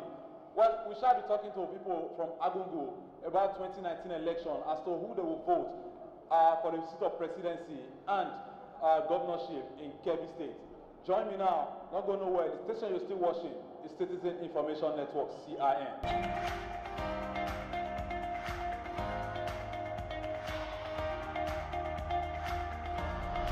What's your name? My name is Halle Rahanis. Okay, sir. 2019 presidential election. Who do you want to vote for? President Muhammad Buhari. Why? Because President Muhammad Buhari is the only one candidate that we Nigerians we expected to be his loyalty to the Nigerian citizen, and he is only the candidate that especially northern that he tried to make Nigerians' lives better, and he is only one Nigerian from 1960 that Nigeria got independence. He is only one candidate that tried to make Nigerians peace and unity. In Kebbi State, who do you want to vote for governor? Atiku Abubakar Bagudu. Why, sir? Because all the titles that President Muhammadu Buhari, his intention is tallied to the Atiku Abubakar Bagudu. Sunana Bala Sayana, Bala Namuru Sayana. Wannan sabon shekara wani zan zaɓa Muhammadu Buhari. Why? Shi ne saboda Muhammadu Buhari lokacin da ya hawa mulki, lokacin kamin shi hawa mulki muna cikin wahala, masallaci babu kwanciyar hankali, gida ba kwanciyar hankali. Amma yanzu da ya hawa mulki babu wani boko haram, babu wani abin da hankalin mu kwance yake. Sai mu je mu yi direba ne, babu inda ba shiga cikin Najeriya bakin gwargwado. Amma bakin gwargwado yanzu duk inda nake shiga hankali na kwance yake. Amma a da ban da hankali kwance don da nan ko da nan zuwa Sokoto sai na yi da awa biyar kamin in kai Sokoto. My name is Bilamin Sani. I will vote Buhari, General Muhammad Buhari, because he is a good leader. He was always trying to develop the poor people, and then he will try to making work which is developed to the people. So that's why we vote Buhari at any given time. How about in Kebbi State? Who will you vote for governor? I will vote Atiku Bagudu. Why? Governor, because he is a good governor, and then he will follow the instruction of Buhari, and then he support Buhari, and then he was always trying to create the good things to the people of Kebbi State. My name is Anas Adamu, to General Buhari. Why? Saboda dattijo mai kamantawa ne kuma ya taimaki ƙasar nan, ya ceto ƙasar mu cikin fitinar da take ciki. Ƙasar mu mun samu zaman lafiya, matasa sun samu aikin yi, marasa ƙarfi ma kuma an taimaka musu, mu waɗanda ba su da lafiya an ba su kiwon lafiya. Mu Janar Buhari ƙasar mu ta zauna lafiya, kuma muna roƙon Allah ya sa Janar Buhari shi ko maimaitawa. In Allah da muna tare da Buhari, in Allah da ƙasar mu Najeriya, saboda mun samu kwanciyar hankali kuma an samu tsaro, sannan al'umma sun wadata, an kawo ci gaba.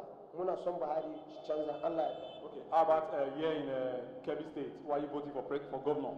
To Atiku Bagudu, Senator Atiku Bagudu, saboda shi ma ya kawo mana ci gaba, ya ɗauki ɗalibai sun yi karatu, an taimaka musu, sannan na Argungu local government mun samu ci gaba, mun samu titi, an gyara mana wurare, kuma an taimaki ɗalibanmu, kuma sannan an taimaka marasa ƙarfi, an kawo taimako na noma, an ba matasa kuma da tsofaffi, kowa ya samu ci gaba an bana. Alhaji Sani Umar. Alhaji, 2019 presidential election, who are you voting for? Babu wannan tafiya da Balle Buhari. Saboda why? Buhari, saboda Buhari ya kawo ci gaba ga al'ummar Najeriya gaba ɗaya.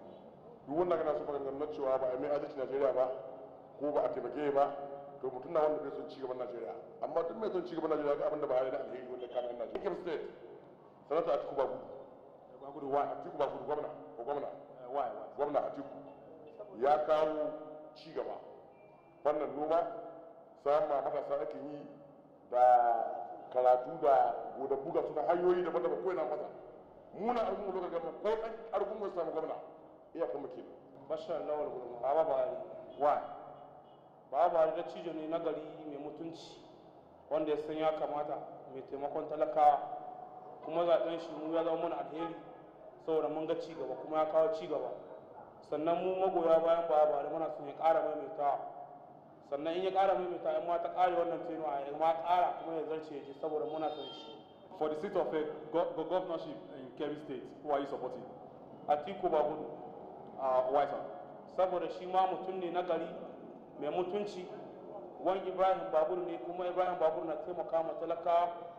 Sannan duk abin da ya kamata su yi a nan ƙasar jihar Kebbi sun taimaka ma kowa, kuma kowa ya ga irin ayyukan da suke yi, kuma duk abin da ya samu za a zo a duba. In ma abu ne wanda in ma rashin jin daɗi ne samu talaka za a zo a taimaka musu, kuma kowa ya ga irin aikin da Atiku Bagudu ya yi. Shi a gwamnan jihar Kebbi, kuma idan zaɓe ya zo mu shi za mu zaɓa, kuma in Allah ya so ya sai ya ƙara maimaita saboda mutum ne na gari, kuma mu muna goyon bayan shi 100%. Bashir Al-Ansar. Okay sir, 2019 presidential election, who will you vote for? General Muhammad Buhari. Why? Saboda shi ne mai adalci, yakin ne mutum nagari, yana taimakon talaka har all Nigeria, yana taimakon jama'a gabaki daya. Yakin ne shi ne mutum mai adalci da cijo, ya kawar da Boko Haram da ci gaban noman talaka, yakin nan da sana'o'in hannu na mata da maza. Gaskiya shi ne mai adalci, ni shi nake iya zaɓa 2019. General Muhammad Buhari shi ne ɗan takara ta wannan zane. je ha makura da voter state da. All right, sir. For Kebbi State, who are you supporting for governor? Isa Galauda, Senator Isa Galauda. Why? Saboda a rayuwata ni gaskiya shi nake so.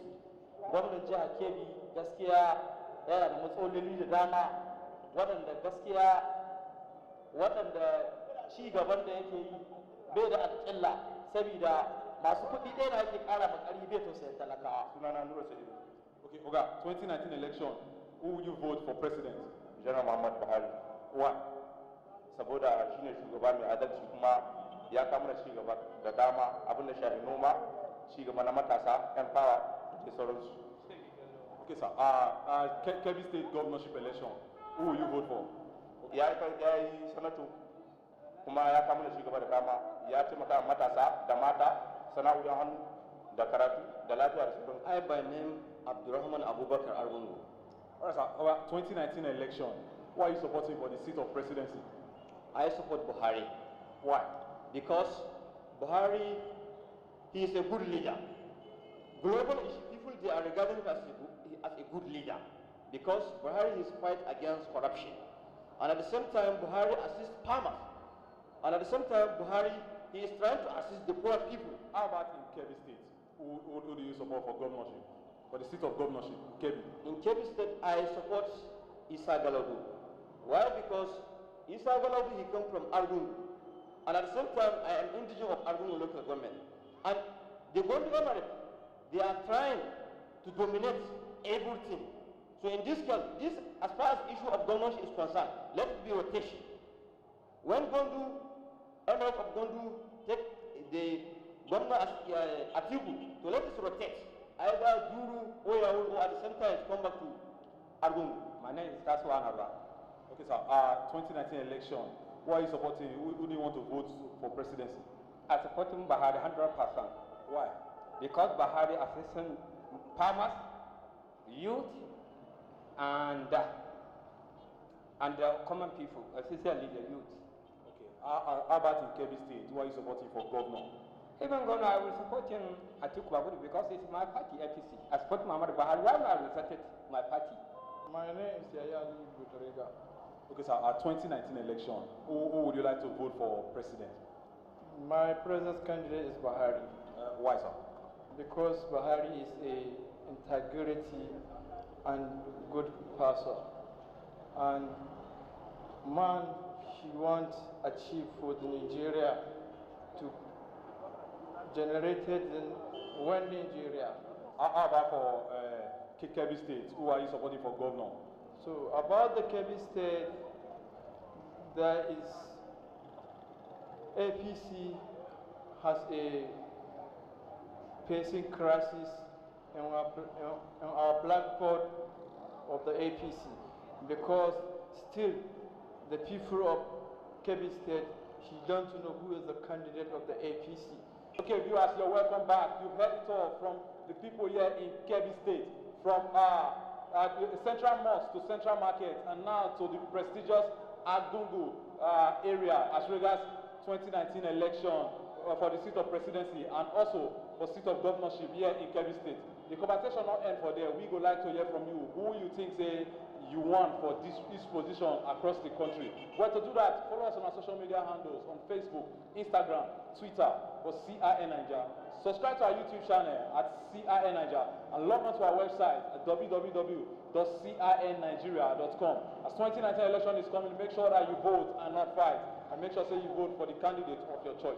From all of us here from Kebbi State, we they tell you say have a nice day. The station you watch na Citizen Information Network, and my name na Borero Henry Afox. Goodbye for now.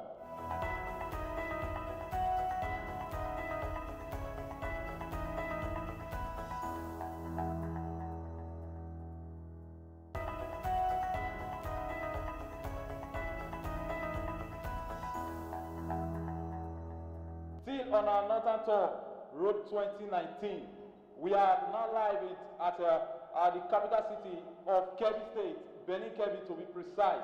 We did Ganagwaji roundabout, and from here we'll be moving around the state of Kebbi to talk to the people and the residents here as to who they will vote for come 2019, the political party and why they prefer to vote for this candidate.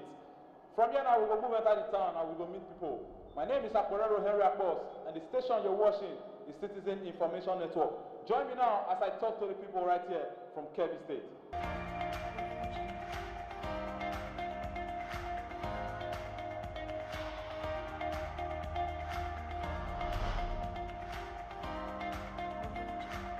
Right now, I deal with Mr. Rabi Mohammed. Sir, 2019 election for seat of presidency. Who would you like to vote? Buhari, to shugaban kasa Buhari mutum ne wanda yake yana da kimantawa da adalci a kasa, kuma jama'a sun gani akwai harkar tsaro, hankali ya kwanta a cikin Najeriya. Da muna son mu zauna a nan a haka ba za mu zauna ba saboda akwai matsaloli. In mun ga mutum da jikka hankalin ba zai kwanta ba za mu zauna ba. Amma yanzu nan za mu zo mu zauna mutum da kayan shi ko matafiye ne koya mu gan shi da kaya mu zauna mu yi fira da shi. Sannan masallaci a da ba za ka shiga masallaci ban ka ga mutum da kaya ko wani gana musgon ya riko muna jin tsoron wani harka kamar irin bom haka ko wani abu. To yanzu gashi dai a yau gashi Allah ya kawo mana mutum wanda yake Allah ya kawo sauki ba wani matsala a Najeriya.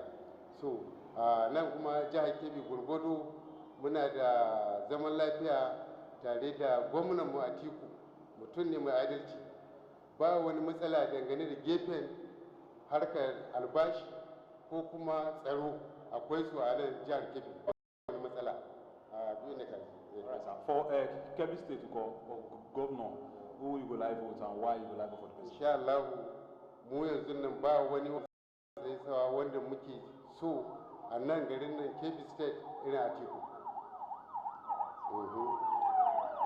Atiku. For governor. For governor Atiku muna son shi. Sunana Zayada Aliyu Birnin Kebbi. All right, sir. Over 2019 election for presidency, who would you like to vote, sir? Ina son Atiku Bagudu. For president. For President Muhammadu Buhari. Why, sir? Saboda Muhammadu Buhari shugaba na mai adalci, mai kyakkyawan manufa wanda yake duk abi ne ya tashi babu wanda yake tausayi kamar talaka. Sannan mutum na mai adalci, mai tausayi, mai jinkai, mai sanin wanda ya kamata ga Najeriya. Duka irin abubuwan 'yan Najeriya wancan lokaci da ya wuce an shigo cikin wani kuncin lokaci na wahala, na tashi hankali, mutane na damuwa, hankali su bai kwanta ba, idan masallaci ka shiga babu kwanciyar hankali. Muhammadu Buhari ya zo ya karbi wannan mulki, ya zo talakawa suka ji daɗi, shi kokari ya kai duk abin da an Najeriya ta ci gaba. Bayan haka ga Muhammadu Buhari mutum na mai sa ido ga al'amarin 'yan Najeriya. Idan ka kuskura ka yi abin da ba daidai ba, zai fito hili ba wani boye-boye ya zo faɗa maka halin gaskiya ta. Ko gidan ku da kai da Muhammadu Buhari, idan ka zama mutum mai cin amana, shi ba bai tare da kai. All right, sir. How about for state, Kebbi State, who do you like for governor? Ina son Atiku Bagudu, Matawallan Gwandu, ba da umi ko mini ka so na ba, mutum na mai tausayi, mai jinkai ga talakawa, sannan ya sa ido ga jihar Kebbi, ya kawo duk Najeriya, babu inda Muhammadu Buhari ya sauka ya kawo kuɗin noman rani da taimaka ma talakawa kamar birnin Kebbi. That is Kebbi State. Saboda Atiku Bagudu mutum na mai jinkai talakawa, ko mutum na mai tausayi, mutum na mai tsaya ji labarin duk abin da ka to da shi babu ruwa da cewa shi gwamna na bai gama hannu da kaya. Gwamna ta yi duk da almaji kake yana haɗa hannu da kaya.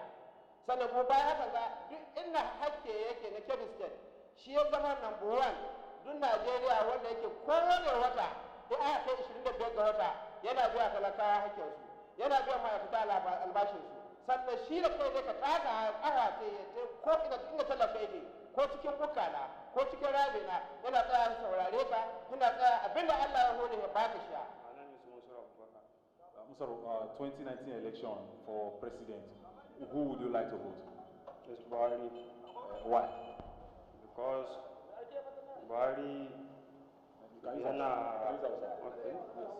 yana iya taimaka ma al'ummar Najeriya saboda matasa ba su da aikin amma hawan shugaban ƙasa Muhammad Buhari matasa sun samu aikin da yawa. Dalili na ɗaya ya ba da 'yan fa matasa sun samu aikin yi kuma suna kasuwanci suna juya kuɗin kuma har suka samu alkhairi.